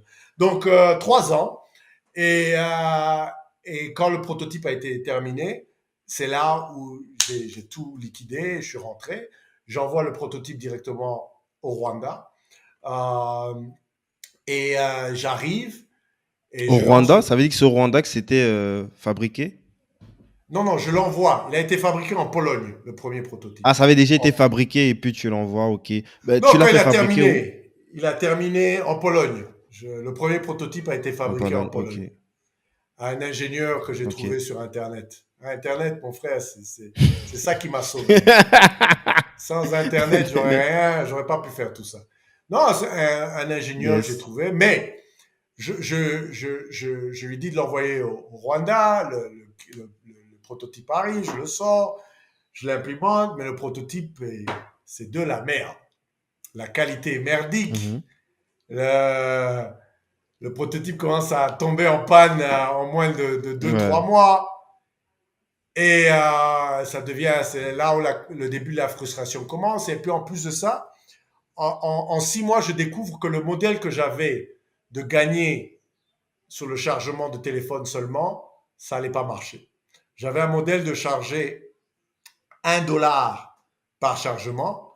J'arrive en Afrique, je me rends compte qu'1 dollar, c'est trop. Le maximum que c'est je pouvais beaucoup. charger, c'est 10 centimes. Et, et le kiosque me coûte 1200, 1300 $. Le temps qu'il arrive en Afrique et tout ça, ça me revient à 1500 $. Pour recouvrir cet investissement, c'était presque impossible. Donc là, j'ai dû retourner sur la case départ et me dire, bon, maintenant, qu'est-ce que je fais? Et c'est là, et en même temps, je te parle de 2013-2014, et c'est là l'idée de connectivité a commencé parce que c'est là où les téléphones portables, les smartphones commençaient à venir en grande pompe et on parlait d'Internet et tout ça beaucoup plus. Donc c'est là l'idée de connectivité est venue et c'est là où j'ai shifté complètement. Enfin, pas en même temps, mais Ouais, t'as j'ai rajouté d'autres services supplémentaires j'ai en plus de la rajouté, mais j'ai recharge de commencé à téléphone. shifter à la compagnie où je me concentrais plus sur l'énergie et maintenant je me concentre plus sur l'infrastructure digitale. Yes. On va mettre une petite pause. On va revenir sur le développement des différents services que tu as rajoutés sur ce produit. Euh, Tout à l'heure, tu t'as fait un état des lieux des tendances que tu ressentais déjà, la dynamique en Afrique concernant l'entrepreneuriat, notamment à l'Est, au Rwanda, Burundi. Euh, l'idée, l'idée justement de ce prototype, ce premier prototype que tu as déployé, d'où est-ce que ça te vient exactement? Est-ce que tu sais encore retrouver comment est-ce que tu as pensé à déployer ça dans un premier temps comme premier projet à côté de tout ce qu'il pouvait avoir comme possibilité? Tu conviens avec moi qu'il y a tellement de possibilités avec tout ce que tu as pu observer autour de toi en revenant de temps en temps en Afrique. Comment est-ce que tu t'es décidé à te déployer sur ce sujet-là, sur ce projet-là? Donc, oui, je me rappelle, hein, je me rappelle, encore une fois, un peu mon parcours, comme je te disais, j'ai beaucoup travaillé pour des compagnies. Je vendais leurs produits comme les filtres à eau, euh, les produits de santé naturels. Donc, j'ai toujours viré sur tout ce qui était naturel, énergétique. Je commençais à faisais des recherches dans l'énergie à l'époque. Donc, il y avait deux secteurs qui m'intéressaient. C'était le secteur de l'énergie Mhm. et le secteur de l'agriculture. Ce sont les deux secteurs qui m'intéressaient et ce sont les deux secteurs où je voyais le plus d'opportunités. Et d'ailleurs, jusqu'à maintenant, l'agriculture avait beaucoup plus d'opportunités que l'énergie. Jusqu'à maintenant, c'est le cas. Mais pour moi, l'agriculture, aller dans les champs et tout ça, c'était pas pour moi. Je voyais déjà, c'était pas pour moi. Je disais, moi, non, ça, c'est pas pour moi. L'énergie m'intéressait beaucoup plus. Mais encore une fois, je ne voulais pas faire l'énergie traditionnelle parce que je voyais déjà plein de projets où il y avait plein de compagnies qui vendaient l'énergie au gouvernement, gagnaient une commission. Donc je savais que je ne pouvais pas faire une compétition avec ces gars-là. Donc je voulais incorporer l'énergie dans une solution innovatrice. Et c'est ça l'idée de kiosque est venue. Je pensais à chargement. Donc je me rappelle encore, je regardais mais les gens, parce que quand je rentre en Afrique, c'est toujours ça le problème. Coupure d'électricité, surtout au Burundi à l'époque. Coupure d'électricité. Comment je vais charger mon téléphone, tout ça. Donc, j'ai commencé à faire des recherches sur les chargements de téléphone portable en utilisant le solaire. Et tous les produits que je voyais, c'était des produits qui chargeaient un ou deux téléphones. C'est tout, maximum. Mais je me suis dit, bah, si je peux charger 20 à 30 téléphones en une fois, ça devient intéressant. Donc, et l'idée de kiosque est venue, avoir un kiosque où je peux charger autant de téléphones. Parce que je voyais des kiosques partout en Afrique. Au Burundi, au Rwanda, les Mobile kiosques, c'est très connu. ou statique? La plupart des Ouais, kiosques qu'on voit en Afrique, c'est des kiosques qui sont statiques. oui, mais c'est connu, hein. Le business de kiosque, c'est vraiment un business africain. J'ai jamais vu Mhm. ça en Europe ou aux États-Unis. C'est vraiment. Donc je me suis dit faire un kiosque de chargement spécifique de chargement, mais je l'ai fait mobile parce que je savais que avoir des panneaux solaires batterie, si je le fais statique, ça va être problématique si on le vole et tout ça. Alors que mobile, tu travailles, dès que tu as fini, tu le bouges, tu le pars quelque part. Ça aussi, c'était la partie innovatrice parce qu'il n'y avait pas de kiosque mobile à l'époque. Et je sais même pas s'il y en a maintenant, mais à l'époque, en tout cas, il n'y en avait pas. À la Donc tout peu. ça m'est venu, et c'est pas venu comme ça, hein, ça a pris un an. Donc je te dis, 2008, il y a eu la crise financière. Mi-2008, fin 2008, je décide qu'il est temps que je rentre en Afrique. Donc toute l'année 2009, je développe cette idée de kiosque. Et c'est vers fin 2009 où je pense que j'ai une idée spécifique, où je commence à chercher un ingénieur. Et c'est 2012, fin 2012, où le premier prototype est terminé. Donc vraiment, c'est un processus, quoi. C'est pas arrivé. Et c'est comme ça, petit à petit, je mettais des idées. Et entre-temps, j'avais toujours mon business de camion. J'ai pas quitté le business de camion jusqu'à fin 2012, jusqu'à ce que je rentre. Là, tu Et as quand même appris du j'écrivais. passé. T'as pu arrêter à l'arrache comme ça. Tu as pris le temps de bien faire les choses doucement. Ce business était trop bon, man. Et puis j'avais beau- j'avais beaucoup de factures à l'époque. J'avais ma fille que je vais prendre soin. Non, je pouvais pas juste. Il y a des choses que tu fais moins quand tu as des enfants et encore moins quand tu es marié, tout ça. Aujourd'hui, je pourrais plus faire ces histoires. D'ailleurs, pour moi, l'entrepreneuriat, c'est un jeu de jeunes. Hein. C'est pas un jeu. C'est un truc que tu fais quand tu es jeune. Parce que quand tu te casses la gueule et tu es jeune, tu peux te relever très facilement. Alors que quand tu Oui. te casses la gueule et tu as des enfants et tout, c'est très difficile. Mais voilà quoi, donc j'avais tous ces plans, boum, les idées, j'ai cherché un ingénieur, je lui ai envoyé l'idée, il a commencé à m'envoyer des sketchs, comment, et je disais oui, non, non, oui, oui, et puis il a commencé à développer le prototype, et voilà, il m'a envoyé le prototype, et là je devais tester le prototype. Mais entre-temps, même tester, c'est là où j'ai découvert que le modèle que j'avais n'était pas bon, mais aussi, il y a des petits trucs, je ne vais pas rentrer dans le détail, on chargeait les téléphones en haut du Mhm. kiosque, ce qui n'était pas bon parce que les gens pouvaient Ouais. voler, il fallait les charger en bas, donc j'ai dû refaire un design, mais là, et puis j'ai trouvé un autre ingénieur en Chine qui m'a aussi gobé de l'argent et a fait un mauvais produit, et c'est là où j'ai dit, ok Henri, ça suffit, il faut trouver un expert. Et voilà, quoi. Tu vis la vie, tu apprends, tu fais des expériences, tu apprends. Mais entre-temps, Mais là, heureusement, tu es tout tout seul, ça. parce que j'imagine que c'est ton propre argent que tu investis. Ah Tu es tout seul oui! et tu investis ton Ah, propre argent pour valider ce proto. ça, c'était mon argent propre. Hein. Il y a personne qui va donner de l'argent dans une aventure pareille. Il y a personne. Il y a aucun. C'est, Quel mais mec qui veut c'est, mettre des plaques solaires sur un kiosque qu'on pousse mais avec des chargeurs, quoi. quand je réfléchis aujourd'hui, mais c'est quelque... moi, Henri, maintenant, 45 ans, va dire à Henri à 30, 32 ans, tu es fou. Utilise cet argent pour investir dans l'immobilier, des trucs pareils. Parce que c'était beaucoup d'argent quand même, hein. Mais encore une fois, c'est comme ça que je suis. Moi, je préfère tout perdre et avoir cette expérience et me sentir à l'aise que, encore une fois, me dire, ah, je, ça m'aurait emmerdé toute ma vie. J'aurais eu des regrets qui m'auraient bouffé. Mais tu as raison, c'était une aventure, c'était la folie. Je quitte tout. D'abord, quitter tout, c'était déjà la folie pour ma famille, ma soeur et tout ça. Venir faire des. Alors imagine, j'essaie d'expliquer à ma mère mon projet. Ah, maman, Ta pauvre mère, j'ai une idée tout ce de qu'elle a dû kiosque subir. solaire. Ah, la pauvre. Hein. Moi, je lui dis maintenant, je lui dis toujours salut. Hein. Les mamans sont spéciales. Hein. Moi, anyway, je dis à ma mère mon projet. Maman, voilà ce que je veux faire. J'ai des kiosques solaires, je vais charger des téléphones dans les zones rurales. Elle m'a dit, mais tu vas rien gagner dans les zones rurales. Non, j'essaie de la convaincre. Et puis après, j'abandonne, je dis non, ça sert à rien, ça va pas marcher comme ça. Il faut que je lui montre. Parce que je lui vendais cette idée avant même que j'avais un produit, pendant qu'on développait le produit. Elle me dit non, ça va pas marcher, tu connais pas la situation rurale, ils ont pas d'argent. Encore une fois, il y a beaucoup de choses qu'elle m'a dit qu'elle avait raison, mais j'avais pas écouté. Et, euh, et puis, c'est pas comme aux États-Unis, les structures ici, blablabla, bla, bla, et tout ça. Moi, j'écoute pas, hein, je suis là, oui, oui, oui. Ben quand j'ai déjà décidé, j'ai décidé. Il n'y a plus rien. Il y a que la mort qui peut me faire changer d'avis. Il n'y a rien d'autre qui va me faire changer d'avis. Quand j'ai pris une décision, c'est fini. c'est terminé, c'est parti, quoi. Alors, je dis oui, t'as raison, maman. Ouais, ok, ok, ouais, je vais réfléchir. Bon, bah, ouais. Je déménage, je débarque, kiosque, là, là. Et bien sûr, je me casse la gueule pendant 2 ans, encore une fois. Je galère pendant 2 ans.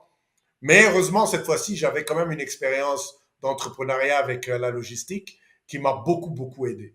Parce qu'entre-temps, pendant que je suis rentré, je commençais à chercher des fonds, mais pas des fonds d'investissement, des fonds les grants, les dons pour la recherche et le développement. Et heureusement que j'ai fait ça, parce que euh, développer un produit physique, c'est très, très cher.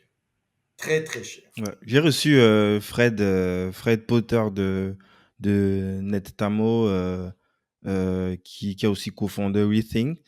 Et pareil, c'est des objets connectés qu'ils vendent, et puis en tout cas qu'ils vendent. L'entreprise a été revendue aujourd'hui. Et lui, ce qu'il disait, c'est que lui, son job, c'est de vendre du software emballé dans du hardware, quoi. Et c'est un peu ça qu'on fait maintenant. C'est un peu ça qu'on fait maintenant parce que, écoute, le jeu du hardware, tu dois avoir l'argent pour faire ce jeu-là. Sans argent, tu perds ton temps. C'est aussi simple que ça. Ouais. Et c'est pour Lui ça que c'est expliquait que si juste pour triste. déployer, hein, pour avoir des premiers protos déployés, c'est 5 patates qu'il faut mettre sur la table, quoi. C'est au moins 5 millions pour pour pouvoir. Donc, si de base, tu sais que tu n'as pas cet argent, ça ne sert à rien de te lancer parce que tu pourras pas du tout performer, tu pourras pas du tout réussir à réussir ton projet. Pareil, enfin, un peu, si on veut comparer avec quelqu'un qui est juste sur un business de software où, pour déployer ça dès le départ, t'as pas forcément besoin de ce même gros capital que celui qui fait du hardware, quoi. Et ça, c'est juste déploiement. Alors imagine le développement, le design. Man, si je te Mhm. dis, Le rien roulement que le derrière, puisque design pendant que et, ça tourne, il faut que tu payes les salaires des gens derrière, il faut que tu payes du oui, ah, matériel, que mais tu c'est payes des coûts plein de énormes. choses. C'est des coûts énormes. Quand tu regardes nos kiosques aujourd'hui, nos kiosques et routeurs, rien que le design je te parle même pas de déploiement, le design et développement, ça nous coûtait plus d'1 million de dollars en toutes ces années.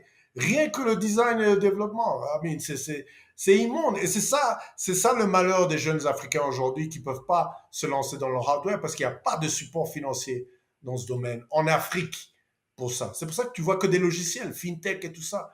Tout le hardware vient de Chine, des États-Unis, des trucs pareils.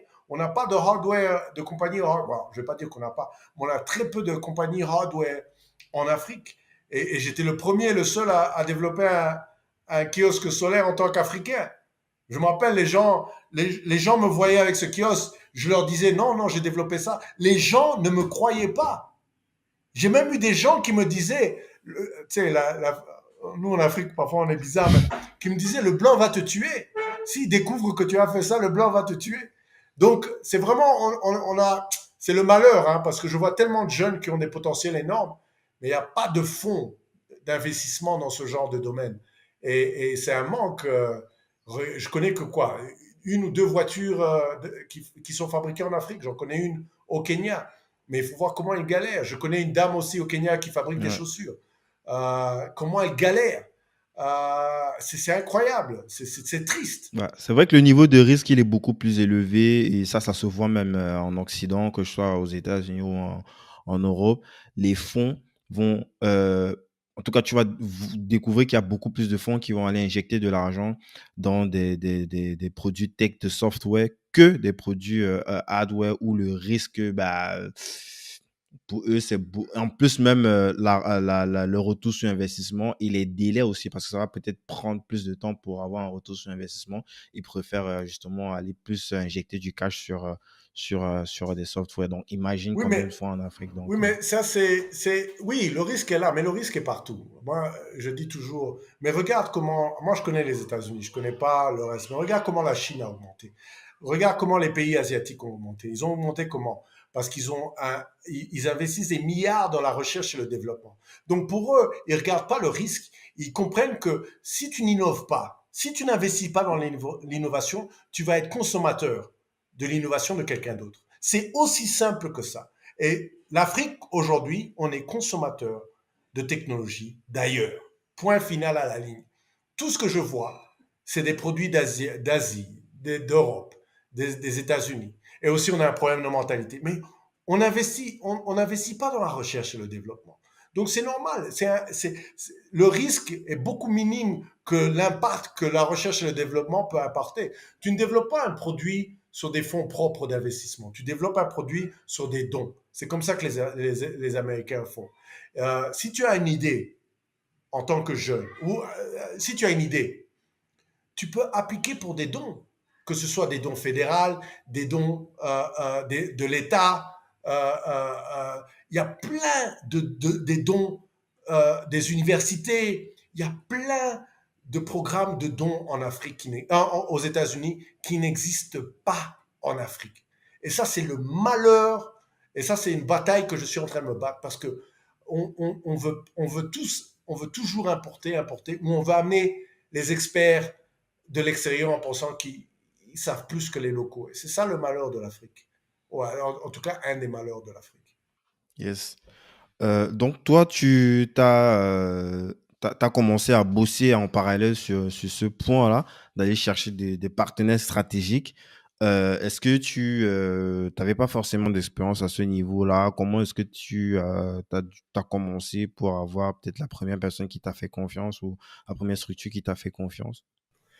Donc Internet, encore une fois. L'Internet, ça a été mon plus gros outil. Et Internet. je dis toujours aux gens, si aujourd'hui, si tu étais de ma Google est mon génération, je ami. peux comprendre. Hein? Google is your friend. Mais l'Internet, il y a tout. Donc moi, c'est ce que je faisais. Je cherchais des dons. Des dons. Et tous les dons, j'appliquais. Les premières 5 ans, j'appliquais au moins entre 40 50 dons par an. J'écrivais mes Ah propres ouais. applications, tout moi-même. Et j'en gagnais Essentiellement en peut-être deux Afrique ou ou en trois. Occident aussi? Non, il n'y en avait pas en Afrique. Même aujourd'hui, il n'y en a presque pas en Afrique. Ah ok, donc C'était c'était tous des des... gens qui voulaient faire éventuellement des Hmm. dons, mais hors de C'était leur des zone, quoi, en organisations. Afrique. Il y a toujours des petites compétitions, des dons. Siemens Foundation m'a donné un don j'ai gagné une compète avec eux. Euh, Village Capital, c'est une structure américaine. Et entre-temps, il y a une compagnie qui s'appelle d'Allemagne, Green Tech Capital, parce qu'aussi, moi, je postais beaucoup. Même à l'époque, Mhm. je comprenais le pouvoir des médias sociaux. Je postais beaucoup mon projet.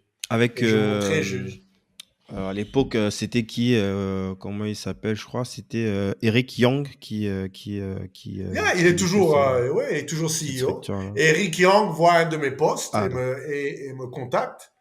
Et ça, c'était avant qu'il établisse sa structure. Et il me dit, écoute, on cherche des compagnies, ta compagnie a l'air intéressante, je voudrais bien venir au Rwanda, on parle d'un partenariat d'investissement. Et ils sont venus. Et eux, ils nous ont beaucoup aidés à trouver les partenaires qu'il fallait pour développer la génération des kiosques qu'on a aujourd'hui. Mais aussi la génération trouver des partenaires dans les mini-serveurs et tout ça, parce qu'entre-temps, l'idée de Wi-Fi et tout ça, j'avais déjà incorporé, maintenant il fallait le développer. Et, euh, et ils nous ont trouvé un très gros don du gouvernement allemand, DG, qui a développé, Mhm. c'est le don qui a développé tout le développement d'une partie du mini-serveur et de tout le kiosque. Mais j'ai toujours appliqué, j'appliquais des dons. Euh, Tu peux un peu expliquer le principe? Est-ce que le don, c'est comme on l'entend, le don, je te donne et puis ciao, bye bye, ou alors ils prennent une participation dans la structure parce non, que ça reste quand même une entreprise qui non, fait non, du profit, qui va gagner de l'argent avec. non, c'est un don sur la recherche et le développement. Point final, Ali. Ça veut dire qu'on te donne l'argent pour que tu continues ta Tu restes recherche et libre, développement. tu gardes ta liberté de déployer ta stratégie comme tu la penses. Bon, ça dépend des dons, mais la plupart des dons, oui, ils te disent, tout ce qu'ils te demandent, c'est de dire comment tu as utilisé l'argent, parce qu'ils veulent être sûrs que tu n'as pas utilisé l'argent pour autre chose que la recherche et le développement. Donc, il y a des dons qui sont très Mhm. spécifiques où ils te disent, ils te donnent même pas l'argent direct. Ils te disent, OK, tu dois développer quoi? Bah, OK, est-ce que tu as tes partenaires? Oui, oui, oui. Donc, on paye directement les partenaires pour faire ton développement. Donc, ça dépend des dons. Mais le don, Ok. Ils te donnent l'argent, il n'y a pas d'equity, il n'y a rien, ils te donnent l'argent pour faire, c'est spécifiquement sur la recherche et le développement. Si tu as un produit très unique, innovatrice, il y a plein d'argent sur ce sujet dans le monde. Mais bien sûr, bon, il faut savoir les trouver parce que la plupart de ces dons, ils ne font pas la promotion de ces dons. Ils sont très mauvais dans les réseaux sociaux. Donc, tu dois vraiment les rechercher. Tu dois connaître des gens qui les connaissent, etc., etc. Donc, c'est aussi une stratégie assez spécifique. Mais toi, pourquoi est-ce que ils ont décidé, eux, d'investir, du moins de faire un don pour ton projet, à côté de d'autres projets forcément enfin, qu'est-ce que toi, Ça, je ne peux pas répondre, hein. Ils ont c'est aimé quoi le l'élément projet. game changer? Ça, je sais pas. J'ai jamais demandé s'ils me sélectent. Je vais pas. Mais qu'est-ce qui vous a fait choisir? Je suis tellement content qu'ils m'ont choisi que ça, je sais pas, hein. Mais bon, ça dépend aussi. Il faut pas. Il y a des dons qui sont très spécifiques. C'est-à-dire, il y a des dons qui te disent, on cherche des projets qui veulent résoudre l'énergie renouvelable ou la connectivité et l'énergie renouvelable. Donc, les dons te donnent les sujets clés et c'est toi qui appliques sur le projet que tu as et c'est eux qui sélectent ceux qu'ils pensent qui sont le plus viables et tout ça. Mais j'ai jamais vraiment demandé à aucun de ces donateurs pourquoi ils nous ont choisis, nous, et pas les autres, quoi.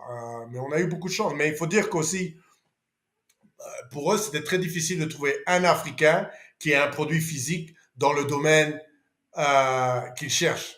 Donc, il n'y avait pas beaucoup, il n'y avait pas Mhm. autant de compétition parce que la plupart des dons que je gagnais, j'étais le seul noir, pour te dire la vérité. J'étais le seul noir. Je peux te Yes. dire plein de dons où j'étais le seul noir. Il y a un don que j'ai gagné à Amsterdam, c'était le Green Challenge. C'est un gros, gros programme. Et j'étais le premier noir à être sélecté en 7 ans et il n'y a toujours pas eu de noir depuis. Donc, Ah ouais. c'est pour te dire que.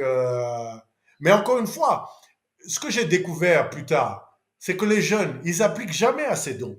Ils pensent que parce que c'est des dons de l'Europe, des dons des États-Unis, ils vont jamais être sélectés. Moi, j'ai jamais eu cette mentalité. Moi, j'applique. Que tu me dises non ou pas, ça, c'est pas un problème. Mais au moins, j'applique, je donne la chance, j'essaye et puis je vois. Donc, j'ai remarqué que beaucoup de dons Yes. internationaux, très peu d'Africains appliquent à ces dons. Ce qui est aussi un peu malheureux. Mais bon, C'est voilà dommage, quoi. puisque mais c'est vrai que quelque part aussi, toi, tu avais déjà starté quelque chose. C'est pas comme si tu parlais dans l'air juste avec un deck, juste en ayant des parents en disant je vais faire tel projet. Tu avais déjà fait des choses, tu avais fait un proto, tu avais investi ton propre argent, il y avait un truc concret que tu pouvais déjà montrer pour justifier du fait que tu pourrais éventuellement faire beaucoup, beaucoup plus si tu avais des fonds derrière qui te suivaient, quoi. Du moins, du financement qui pourrait éventuellement accélérer ce que tu avais déjà commencé, quoi. Oui, c'est vrai que plus tu as quelque chose, plus c'est facile de recevoir le don parce que les dons, comme tout investissement, ils veulent voir que tu vas pas. Enfin, ils veulent voir que tu es sérieux, quoi.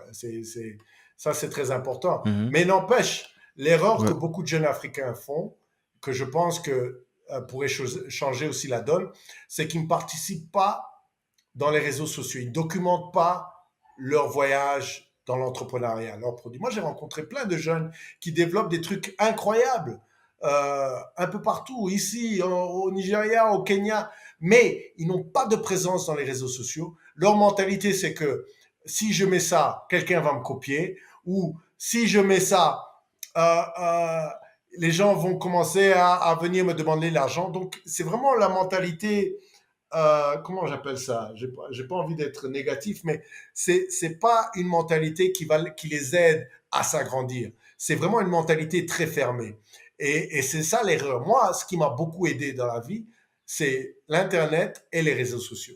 Documenter, parce que tout le Mhm. monde, même les donneurs, quand ils Ils t'ont vu recherchent quelque quelqu'un, part sur Internet. oui, quand ils recherchent quelqu'un, qu'est-ce qu'ils font? Ils vont sur Google, comme tout le monde, et ils mettent ton nom, et ils regardent si ça vient, qu'est-ce que tu as fait, tout ça. Et plus tu as de présence sociale, plus les gens te prennent au sérieux. Moi, allez, je peux te parler d'autre chose parce que maintenant je fais beaucoup de speaking engagement. Pourquoi? C'est grâce à mes vlogs. Les gens me trouvent sur les vlogs. Si j'avais jamais fait de vlog, les gens m'auraient jamais trouvé. Les réseaux sociaux, malheureusement, on utilise les réseaux sociaux pour des bêtises. Les selfies, là, ceci. Alors que si tu utilises ça de façon vraiment sérieuse, tu peux vraiment bâtir un business solide, mais aussi ta réputation. Tu peux bâtir une réputation internationale. You know? Les réseaux sociaux, c'est incroyable. C'est juste qu'on n'utilise pas ça proprement. Donc, moi, c'est ça qui m'a beaucoup aidé, hein. Malgré que j'avais déjà Yes. le produit et tout ça. Si j'étais pas dans les réseaux sociaux, si j'avais pas Internet et il n'y avait pas de réseaux sociaux, ou j'étais pas dedans, je serais pas là où je suis maintenant. Ça, c'est sûr. Yes. Pour boucler sur ce mode de fonctionnement, sur ce mode de financement, pardon, avec les dons, si on prend le cas spécifique avec Green Tech, euh, est-ce qu'il y a quand même une sorte de, tu vois, un peu comme les fonds, une sorte de due diligence pour inspecter en fait que ce que tu as dit ou ce que tu as écrit correspond à la réalité, à ce qui est sur le terrain? Oui, chaque organisation a sa propre structure de due diligence. Mais Green Tech, ce qu'il a fait, Eric est venu au Rwanda pour voir ce qu'on faisait, voir les kiosques. Il a passé quelques jours, on a beaucoup parlé. Il a visité nos agents. À l'époque, on était toujours dans le modèle d'agent avant qu'on change aujourd'hui. Mais oui, oui, Mhm. absolument. Il a fait ses due diligence. C'était leur due diligence à l'époque et il cherchait des compagnies dans notre secteur. Mais maintenant, Mhm. bon, la plupart des due diligence maintenant se font sur Internet. Mais plus tu as sur, euh, sur les réseaux sociaux, les sites Internet, nous on a des vidéos, plus tu as, moins le due diligence devient compliqué. C'est ça la Ouais. clé aussi. Ils ont tout disponible online, quoi. Ils peuvent directement aller Mais oui, creuser si j'ai des dessus, quoi. vidéos, des kiosques, j'en parle. Si j'ai été. Parce qu'une des stratégies que je faisais dès le début, très tôt, je postulais dans les journaux. Les journaux télé, CNN, BBC, pour venir faire une histoire sur Arrête. Parce qu'encore une fois, et ça peut-être ça vient des États-Unis, je comprends le pouvoir des réseaux sociaux, le pouvoir des médias. Donc Les j'ai fait médias. ça dès Ouais. le début. Et j'ai commencé avec les médias locaux. Ils sont venus faire quelques histoires sur Arel. Et puis, les médias internationaux sont venus. Et tout ça m'a aidé à augmenter ma crédibilité. Parce que c'est l'investissement, les dons, l'investissement, tout ce qui est dans l'argent, c'est une question de crédibilité. Plus tu es crédible, moins c'est compliqué pour lever ses fonds. Parce que la personne qui te donne l'argent ou l'organisation qui te donne l'argent ne te connaît pas. Et pour eux qui te donnent l'argent, ils doivent avoir confiance que tu vas utiliser l'argent proprement. L'investissement, c'est une question de confiance. C'est aussi simple que ça. Les gens compliquent tout ça, Matrix. Ah oui, oui, mais pourquoi tu crois que c'est toujours les mêmes personnes qui lèvent le plus de montants? C'est parce qu'ils ont confiance en eux.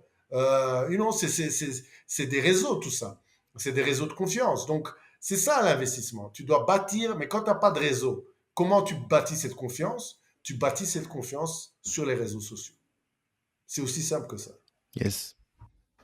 Parfait. On va revenir justement sur les services qui sont venus après justement la recharge téléphonique. Euh, Toi,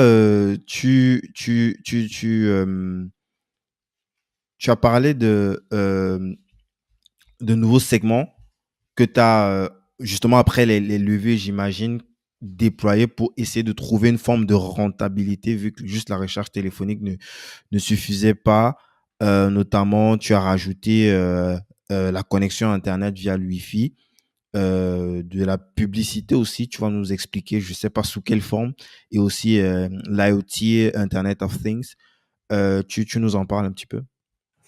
Non, oui, donc je commence en 2013, je lance le kiosque, je teste tout ça, je commence à avoir du rendement, mais je vois que 10 centimes par chargement, même si tu charges 100 téléphones par jour, c'est pas ça qui va te rentabiliser à cause du coût de l'opération.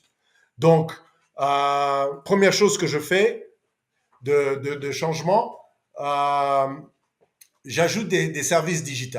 Parce qu'à l'époque aussi, le mobile money, les ventes des unités de téléphone, ça commençait à s'agrandir. Donc je me suis dit, OK, je vais rajouter ça. Et à l'époque, tu gagnais des commissions sur ça.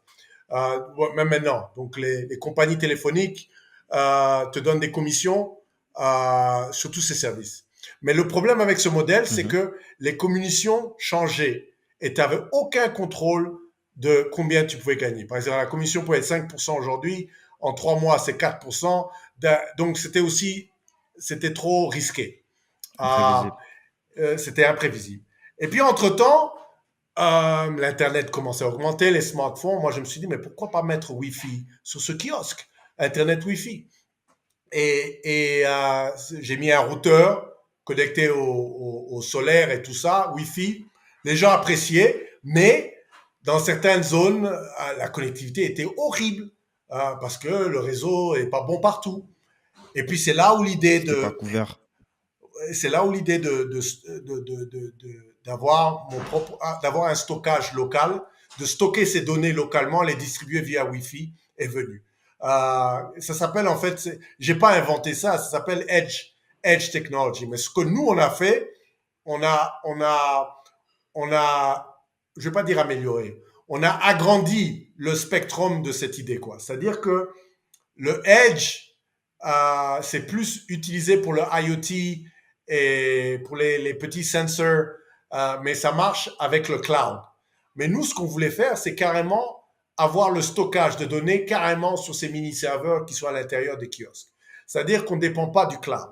Et, euh, et donc, pour arriver à ça, on a dû bâtir notre propre operating system qui contrôle le mini-serveur. Donc, tout ça, c'est venu de plus en plus. Et maintenant, on a carrément, euh, maintenant, avec Covid, on a vu l'explosion du digital, parce que tout maintenant est digitalisé, la santé, l'éducation, les gouvernements, les services gouvernementaux, tout est digitalisé, mais il y a un problème d'infrastructure digitale en Afrique. Donc maintenant, on a encore amélioré notre technologie pour vraiment devenir une infrastructure digitale de stockage et de données de processing. On appelle ça computing and storage. C'est-à-dire qu'on devient une base de données, mais décentralisée, quoi. C'est ça qu'on devient aujourd'hui. C'est carrément une base de données décentralisée où les SMI, les petites et moyennes entreprises, peuvent bâtir des applications sur notre infrastructure. Avant, c'était juste mettre des petites données, des contenus, des vidéos, mais maintenant, tu peux vraiment bâtir des applications sur notre infrastructure. Donc, et maintenant, c'est ça que R&D, on veut bâtir vraiment une infrastructure digitale de base de données qui est décentralisée. Tu vas me corriger si je comprends bien. Est-ce que c'est équivalent avec comment ça s'appelle le truc de Elon Musk là, c'est net, comment ça s'appelle? Non, Non, c'est non, pas ça, c'est les Neuralink. satellites, là. Euh, avec les satellites, mais pas les satellites, enfin les satellites qui sont beaucoup plus proches, hein, je crois que ça doit être à peu près quelque chose comme Oui, oui, oui, 500, oui. 550 Oh. kilomètres. Oui, oui, oui, Et les il utilise satellites justement le qui... vide de l'espace pour accélérer. Est-ce que c'est une sorte d'équivalent, mais avec justement un Non, truc non, non, non. décentralisé, comme tu... Non, donc, quand tu parles d'infrastructure digitale, il y a l'Internet. L'Internet, c'est quoi? C'est juste le flot d'informations. C'est tout. C'est ça qui est l'Internet. Mhm. C'est le flot d'informations. Ouais. Et il y a le stockage des données. Et puis, il y a le computing Mhm. power pour procéder les applications, les mathématiques, quoi, des computing Mhm. power. Donc, c'est ça un peu l'infrastructure de l'Internet, du digital. Donc, en Ouais. Afrique, toutes ces compagnies se concentrent tous sur l'Internet, le flot des données. Mais les Mhm. bases de données sont toujours stockées en dehors de l'Afrique. Quand tu vas sur Mhm. YouTube ou tu vas sur Facebook, toute cette information est stockée en dehors de l'Afrique dans des bases de Aux données États-Unis. aux États-Unis, en Europe et tout ça. Maintenant, aujourd'hui, il y a des bases de données qui sont en train de se faire bâtir au Nigeria, en Afrique du Sud et tout ça. Mais nous, ce qu'on s'est dit, c'est que ces bases de données sont toujours centralisées. C'est-à-dire qu'on fait un centre de bases de données de stockage avec plein de mini-serveurs, tout centralisé. Mais si on peut décentraliser ces bases de données et les bâtir dans des zones rurales semi-urbaines, plus proches de l'utilisateur, on peut résoudre deux problèmes. Le premier problème, c'est qu'on offre du stockage local à des entreprises locaux au lieu d'aller dans le Google Cloud ou dans le AWS. Mais bien sûr, on ne fait pas la compétition avec ces gars-là parce que eux, leur clientèle, c'est pas notre clientèle. Mais ça, c'est notre histoire. Mais nous, on veut Mhm. résoudre deux problèmes. Le premier problème, c'est offrir du stockage, des services de stockage pour les petites et moyennes entreprises. Première chose. Deuxième chose, parce que nos mini-serveurs ont une capacité de Wi-Fi, on peut distribuer certains de ces contenus et applications directement à l'utilisateur sans que l'utilisateur ait Internet sur son téléphone. Donc ça, ce sont les deux problèmes maintenant qu'on résout avec cette nouvelle infrastructure qu'on a développée. Ok. Et est-ce qu'il y a quand même une communication entre ces différents kiosques?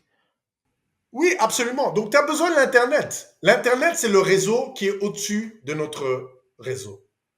Donc, nous, on Mhm. bâtit un réseau local sur le réseau Sorte Internet. d'intranet. Ouais. Absolument. C'est un intranet décentralisé. Absolument. Mhm. Donc, Waouh, c'est super intéressant ça. Et là, je suis en train de voir déjà plusieurs possibilités pour. oh, Ça veut y a dire plein, là, plein de il y a possibilités maintenant. et même la target, elle n'est plus, c'est plus du business to consumer. Vous pouvez directement aller dans du B2B quoi et traiter avec des entreprises qui Ah, on fait que du B2B maintenant. pourraient. Hein. On ne fait que du B2B maintenant. Hein. Il n'y a plus de B2C et tout ça. Parce que, encore, ce que j'ai découvert, c'est que l'utilisateur moyen africain n'a pas l'argent pour consommer tout le temps le digital, payer Internet. Parce que l'Internet en Afrique est cher. Alors que si tu offres du stockage à des petites et moyennes entreprises, eux, ils ont déjà un budget pour stocker leurs données. Ils ont un budget pour utiliser, s'ils veulent digitaliser quelque chose, ils vont devoir payer quelque chose pour le stockage. Donc, ils ont déjà un budget pour ça. Donc, le B2B, donc on ne gagne rien sur l'utilisateur, on gagne tout sur les petites et moyennes entreprises. Donc, c'est ça Mhm. l'innovation qu'on a pu faire. Parce que si on dépendait que de l'utilisateur, c'est impossible d'être profitable. Encore une fois, quelqu'un qui gagne moins de 5 dollars par jour, il n'a pas le temps pour payer Internet ou pour payer pour les données, pour avoir accès aux données. Donc, on travaille avec, par exemple, des ONG qui veulent stocker leurs données pour les camps de réfugiés, par exemple. Donc, c'est eux qui nous payent pour le stockage et on les distribue en même temps aux utilisateurs qui veulent offrir ces données à certains utilisateurs dans les camps de réfugiés, par exemple. Ça, c'est juste une application avec quoi on utilise. Mais tu peux faire du fintech, tu peux faire du health tech, tu peux faire du edtech. Tout ça, tu peux le faire sur notre infrastructure.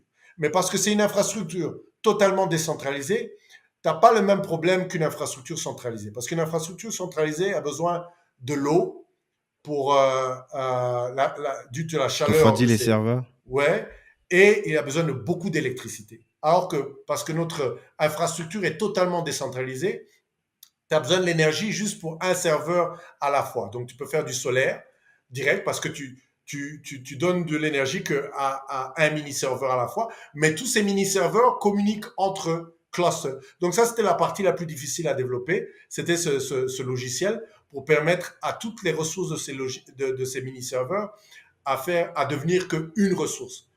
Puisqu'ils ne sont pas dans le même Ok. endroit, tu as besoin d'un logiciel pour faire ça et tu as besoin d'Internet.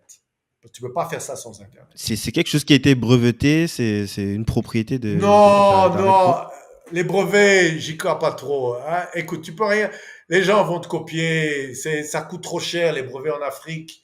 Euh, et beaucoup des solutions qu'on a développées pour arriver à ça, c'est open source. Encore une fois, moi, mon but maintenant dans la vie, c'est pas de gagner des milliards, c'est vraiment de résoudre des problèmes et d'inspirer une nouvelle génération d'Africains pour continuer cette bataille. Parce que, encore une fois, si je voulais gagner de l'argent, je serais resté aux États-Unis. Mais c'est vraiment encore l'impact. Moi, l'impact, c'est ça qui me Mhm. concentre. C'est ça. Gagner, ça va gagner, mais c'est pas ça qui me préoccupe. Mais bon, il y avait personne qui a fait ça, donc on a dû bâtir tout ce logiciel de zéro. Mais beaucoup de ces composants sont open source. Par exemple, le operating system du mini-serveur, on utilise Yocto. Yocto, c'est Unix-based operating system. et on l'a modulé, quoi. On l'a converti pour faire ce qu'on avait besoin de faire. Donc, on l'a adapté pour nos besoins. Mais oui, encore une fois, c'est vraiment très intéressant ce problème digital en Afrique. Mais ce qui est plus intéressant encore, c'est comment monétiser le digital sans avoir à monétiser à l'utilisateur. Parce qu'on a plus de 3 milliards de personnes dans le monde qui ne sont pas connectées sur Internet. Et 800 millions vivent en Afrique de ces 3 milliards. C'est incroyable ce chiffre. Hein? Donc, quand on parle de fintech, quand on parle de health tech, quand on parle de toutes ces technologies qu'on développe, il y a 800 millions de personnes qui n'ont pas accès à ça. Et c'est ça la problématique qu'on veut résoudre. On veut créer vraiment une nouvelle infrastructure intranet pour permettre à ces gens-là de participer à cette économie digitale. Et c'est vraiment ça notre but en tant que compagnie, Ouais, quoi. c'est beaucoup plus fat que ce que je pensais parce que là, c'est clairement une alternative à Internet, quoi. C'est une sorte de raccourci pour justement pallier à la difficulté justement d'aller directement déployer l'Internet classique qu'on connaît partout en Afrique, quoi. Non, De c'est se juste un concentrer réseau sur les sous un produits réseau. utiles. C'est Ouais, juste mais parce que quand qui est concentré sur les produits dont on a besoin directement, quoi. ah oui, donc nous, notre but, c'est de bâtir cette infrastructure et de travailler avec des partenaires, des développeurs, des petites et moyennes entreprises, que eux, ils vont créer des applications qui sont vraiment qui offrent un Qui besoin. vont faire grossir le réseau, quoi. Le réseau, oui, mais qui sont spécifiques pour l'Afrique. Mais c'est ça le problème qu'on a en Mhm. Afrique. Il n'y a pas de réseau de stockage et de computing pour les petites et moyennes entreprises. C'est toujours, tout ça existe à l'extérieur du continent. C'est ça Ouais. la problématique qu'on s'est Un rendu autre compte. avantage même, je pense, ça va être le fait de limiter aussi justement les pannes qu'on peut avoir lorsque, on a vu la dernière fois, lorsque Facebook a arrêté de fonctionner 24 heures, toute la planète était en panique. Ben là, si tu as plusieurs serveurs qui se baladent comme ça dans des endroits différents, c'est quand même difficile d'avoir tous les serveurs qui se plantent en même temps, quoi. Ça, c'est absolument vrai. En plus, question de sécurité, c'est beaucoup plus sécure d'avoir un réseau totalement décentralisé qu'un réseau centralisé. Mais la problématique aussi, c'est quoi? Quand tu stockes tes données, je donne un exemple des gouvernements qui stockent beaucoup de leurs données en dehors de l'Afrique. Si ces pays se fâchent contre un président, ils coupent les vannes, c'est fini, c'est terminé. Ouais, Hein? Donc il y a c'est un vrai. besoin, l'Afrique doit bâtir ses propres infrastructures. C'est comme bâtir des routes et des parkings, c'est la même chose. Hein? L'Internet, c'est la route et le stockage, et c'est les parkings. Nous, on a la route, mais on parque en Europe, aux États-Unis. C'est ça qu'on fait. On parque nos données dans des pays étrangers. C'est incroyable. Je comprends pas. Et on pense que, bon, il y a quelques pays maintenant qui se sont réveillés un peu, qui sont en train de changer les lois, mais il y a encore beaucoup à faire parce qu'ils changent les lois, mais il n'y a toujours pas d'infrastructures, où il n'y a pas assez d'infrastructures, où il n'y a pas d'infrastructures qui sont peu chères. Parce que c'est ça aussi euh, qu'on a dû décentraliser. Pourquoi on a décentralisé? Parce que le coût est beaucoup moindre qu'une infrastructure centralisée. Donc on passe ce coût à l'utilisateur. Maintenant, l'utilisateur, au lieu de payer 100 $, 200 $ par mois, il peut payer 5, 10, 15 $ sur notre infrastructure. Mais bien sûr, on n'essaie pas de remplacer les infrastructures, les centres de data centralisés, parce qu'eux, ils sont plus pour les grosses boîtes, les télécoms, les gouvernements. Eux, ils vont plus être intéressés par ce genre de centralisation, parce qu'il faut dire aussi, il y a des avantages et des désavantages dans des centres centralisés, et il y a aussi la même chose dans les centres décentralisés. Mais nous, ce qu'on veut faire, c'est vraiment résoudre le problème des PME, des petites et moyennes entreprises, qui n'ont pas d'infrastructure pour digitaliser leur business. Parce que ça coûte trop cher. C'est ça Yes. vraiment notre canot, quoi. Yes. Tu as quel type d'entreprise encore, à part les ONG? Disons, comment se préqualifier ou se qualifier pour potentiellement utiliser les solutions d'arrêt de troupe? On travaille avec une fintech compagnie en Éthiopie qui s'appelle Belcash. C'est une grosse boîte qui va nous aider. Donc, d'abord, tu dois bâtir l'infrastructure. D'abord. Mhm. Donc, nous, on travaille avec des partenaires qui nous aident à bâtir cette infrastructure sur le terrain. Et on fait un revenue sharing, c'est-à-dire qu'on partage les revenus avec ce partenaire après avoir bâti cette infrastructure, on trouve des clients maintenant qui veulent bâtir leur application sur cette infrastructure. Et c'est comme ça que le modèle marche. Mais nos plus gros partenaires vont sûrement être dans le futur les télécoms. Parce que les télécoms maintenant, surtout les télécoms africains, commencent à se réveiller parce que maintenant, ils voient que la digitalisation augmente. Beaucoup de ces télécoms gagnaient sur le mobile money, mais maintenant les fintech ont beaucoup réduit leurs revenus Mhm. sur les mobile money. Donc maintenant, MTN récemment d'ailleurs a pivoté. Et MTN n'est plus une compagnie téléphonique, mais maintenant MTN est une compagnie de technologie.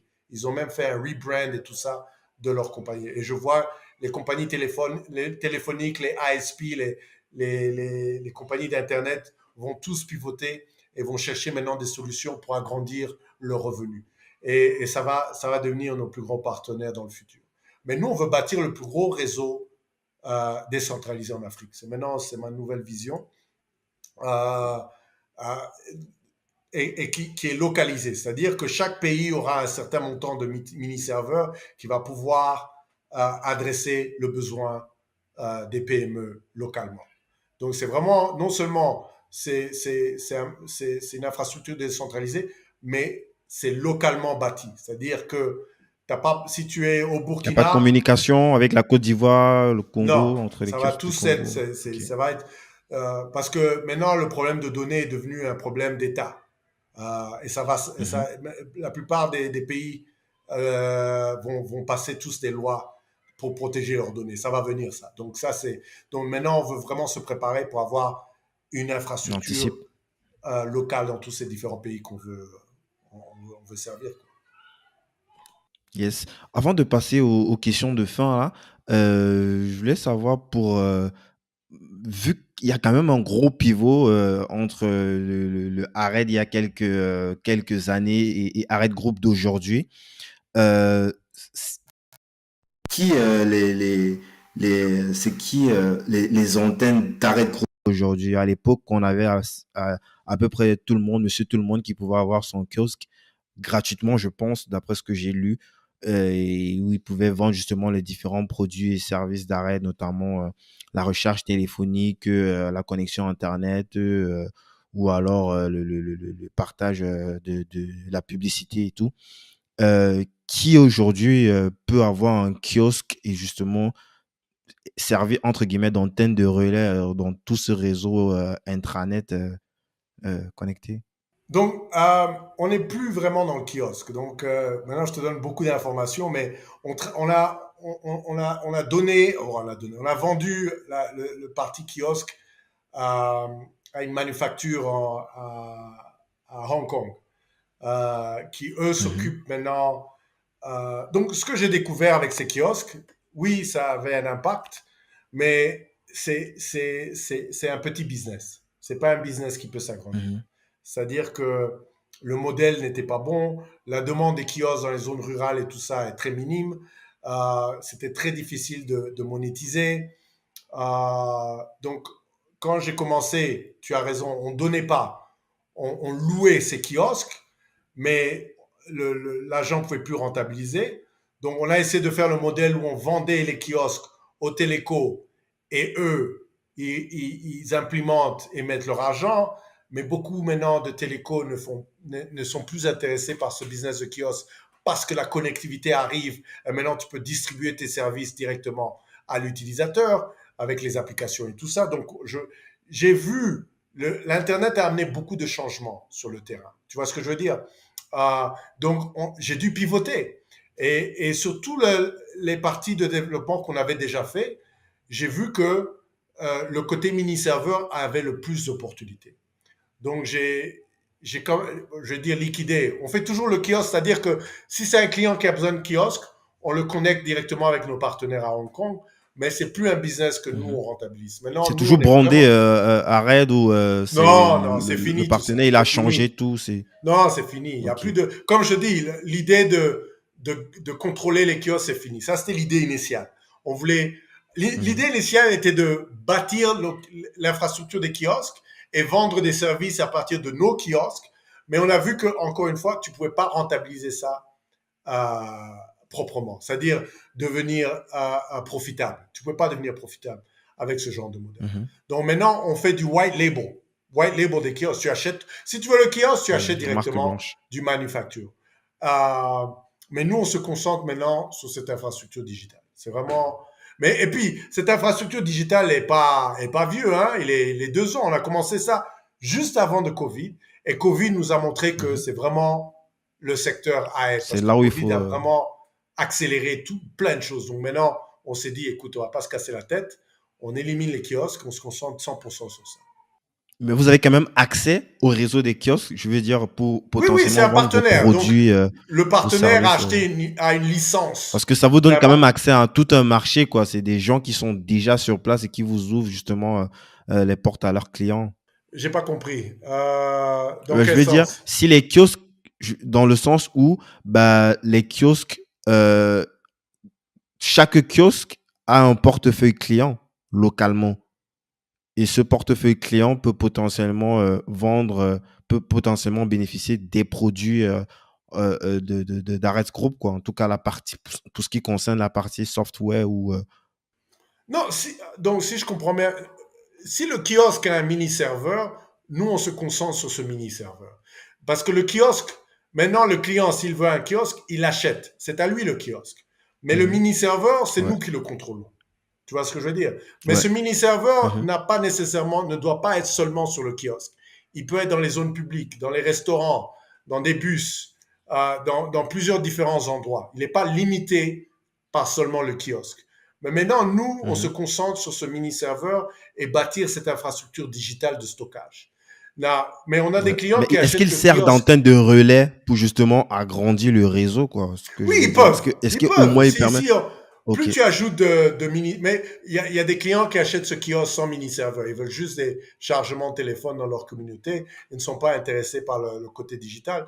Donc, nous, le kiosque, c'est le client qui décide. Mais s'il veut le kiosque avec le mini-serveur, ça rajoute à notre réseau, absolument, euh, de stockage. Parce que plus tu as de mini-serveurs, plus ton infrastructure est grande.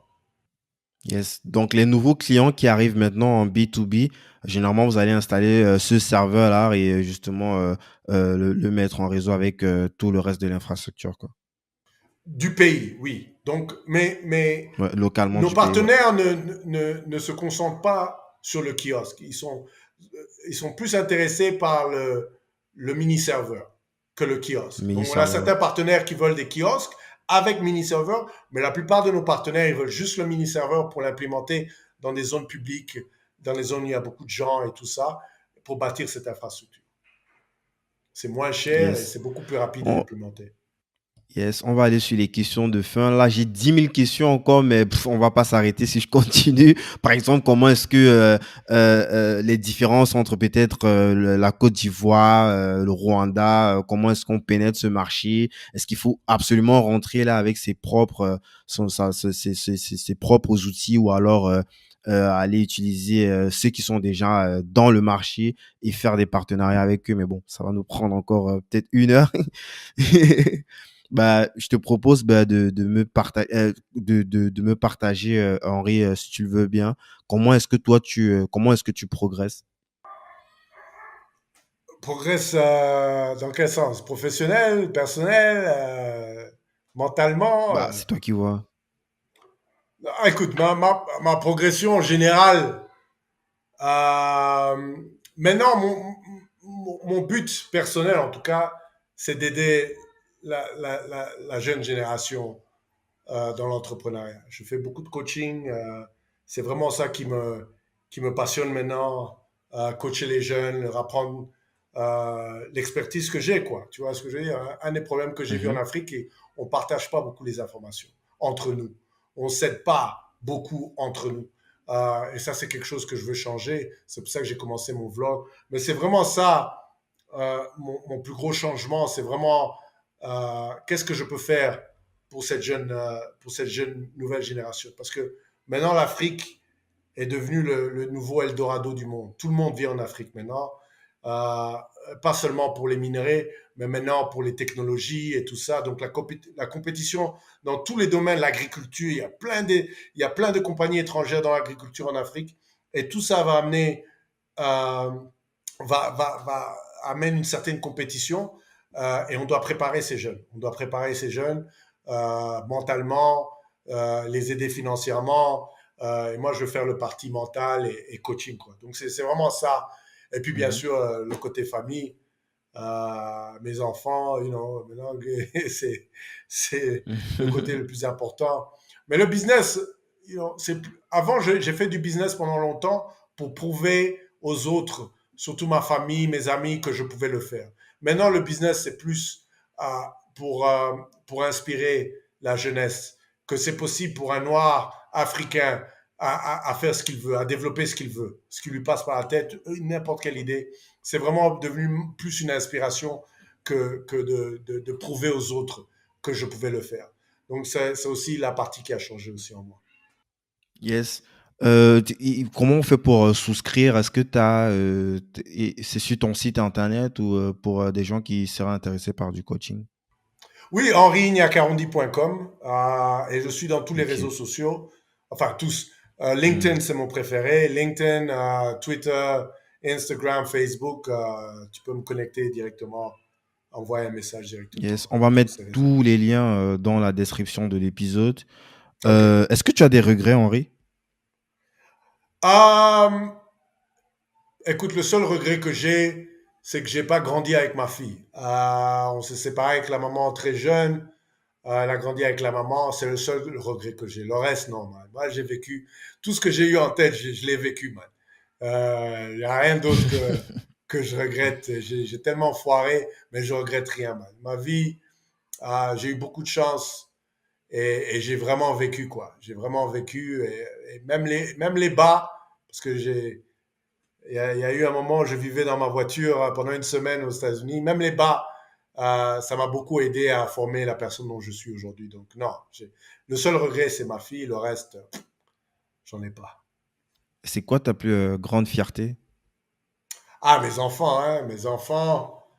Euh, je vais pas dire que ma mère, c'est ma fierté, mais ma mère, j'ai eu la chance d'avoir C'est une sa mère que fierté j'ai en tout eue. cas. Oui, oui, mais j'ai eu la chance, hein, j'ai eu la chance parce que malgré qu'elle me disait tous ces noms, là, là, je suis fatigué, ma mère m'a toujours supporté, toujours, parce que j'en ai fait des conneries, hein, vraiment, j'en parle beaucoup dans le livre, mais j'en ai fait des conneries, hein, donc, mais même ma fierté maintenant, c'est mes enfants, c'est vraiment ma nouvelle, c'est vraiment ma fierté, quoi. Yes. Tu nous as cité déjà le bouquin de Napoléon Hill, Réfléchir et devenir riche. Est-ce que tu aurais d'autres bouquins à recommander, à part ton bouquin? On va bien sûr mettre les liens en description. Ah, alors, j'en ai lu beaucoup, mais moi, les noms, malheureusement, mais il y a un autre bouquin qui m'a beaucoup aidé pendant mes jours où j'étais vraiment déprimé, je doutais beaucoup. J'ai oublié le titre, ça s'appelle Unstoppable, mais j'ai oublié l'auteur. Je crois que c'est une Unstoppable. femme d'ailleurs, mais ça s'appelle Unstoppable. C'est plusieurs histoires de personnes qui viennent de régions très pauvres ou des gens qui ont un handicap qui arrivent à, comment dire, à achieve, qui arrivent à Mhm. acquérir des buts incroyables. Et ça m'a beaucoup motivé, ça. Ça m'a beaucoup, beaucoup motivé parce que j'ai utilisé ce bouquin. Je regardais les histoires dans ces bouquins, mais c'est des gens. Il y a une histoire, un gars qui a traversé le désert. Euh, il quittait son village pour traverser le désert pour aller en Europe, mais ce qu'il a vécu, c'était incroyable. Donc j'ai utilisé ces histoires pour me rendre compte que les problèmes que j'avais, en fait, c'était rien, rien comparé à Ouais. ça, quoi, tu vois. Donc, C'est Judy Bataillon ou il faudra que je retrouve. C'est Unstoppable. Unstoppable, en tout cas. Je vais te l'envoyer si je retrouve la dame. Mais je crois que oui, c'est une dame, en tout cas. Mais c'est une série de plusieurs histoires à l'intérieur de. Yes. Il faudra que je retrouve ça. On va mettre le Mais oui, lien en description de toutes les façons. c'est un des rares bouquins qui m'a vraiment touché, quoi. Je suis pas un grand, je lis pas beaucoup, hein. Surtout maintenant, je lis presque plus. Mais il y a très peu de livres qui m'ont vraiment marqué. Et ça, c'est un des livres qui m'a bien, bien marqué. Yes. Henri, est-ce que tu aurais un dernier mot pour cette génération? Quelque chose d'impérissable, une bouteille à la mer? Absolument, man. N'abandonne jamais ton rêve. Jamais. Peu importe si tu es en bas, peu importe si tu penses que tu as tout le monde entier, tu penses que le monde entier est contre toi et personne n'est intéressé à ton idée, tu as des refus 24 heures sur 24. Oui, tu dois adapter, tu dois pivoter, tu dois changer. Ça, c'est à l'interne. Mais n'abandonne jamais ton rêve. Tu n'as qu'une vie à vivre. Un jour, tu es né, un autre jour, tu vas mourir. Personne ne sait quand, personne ne sait comment. Mais entre ces deux-là, tu dois vivre. C'est mieux de vivre ses rêves que de vivre un cauchemar. Et n'abandonne jamais tes rêves. Et vraiment prends des actions. C'est ça que je dirais à tous ces jeunes en Afrique et dans le monde, quoi. Si tu as des rêves, applique-les immédiatement. Ne perds pas de temps. Yes. Henri, ce podcast s'appelle Débrouillard. C'est quoi pour toi un débrouillard? C'est un gars qui, qui arrive à acquérir ses buts avec des ressources très minimum. D'ailleurs, débrouillard, c'est ma vie, hein. C'est exactement ma vie, moi. Hein, quand tu as très peu de ressources, tu deviens débrouillard. Et moi, pour moi, débrouillard, c'est quelqu'un qui pense, réfléchit, qui est très créatif.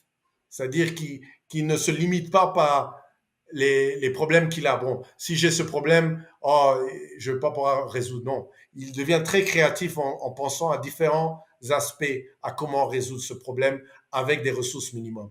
Pour moi, ça, c'est un débrouillard. Et un débrouillard, c'est quelqu'un qui réussit toujours. Parce que quand tu apprends ce don à se débrouiller, il n'y a rien qui peut t'arrêter. Rien. Écoute, je te remercie, Henri. Moi, j'ai passé un super moment. J'ai Merci. même pas vu le temps passer en plus et j'espère qu'on aura l'occasion de se parler bientôt pour que tu nous montres un petit peu l'évolution de cette Internet nouvelle génération que tu es en train de bâtir. Parce que pour moi, je trouve que ce réseau d'intranet, en fait, c'est l'Internet de demain pour l'Afrique. J'ai hâte de voir ça, de suivre ça de près. Merci beaucoup, Henri. Non, merci encore pour l'opportunité. Et oui, on va garder contact, hein. J'adore voir des podcasts d'Africains qui ont des contenus africains. C'est très important pour cette jeunesse. Donc, continue le boulot, hein. Franchement, chapeau. Nice. À très vite. Salut. À plus, à plus.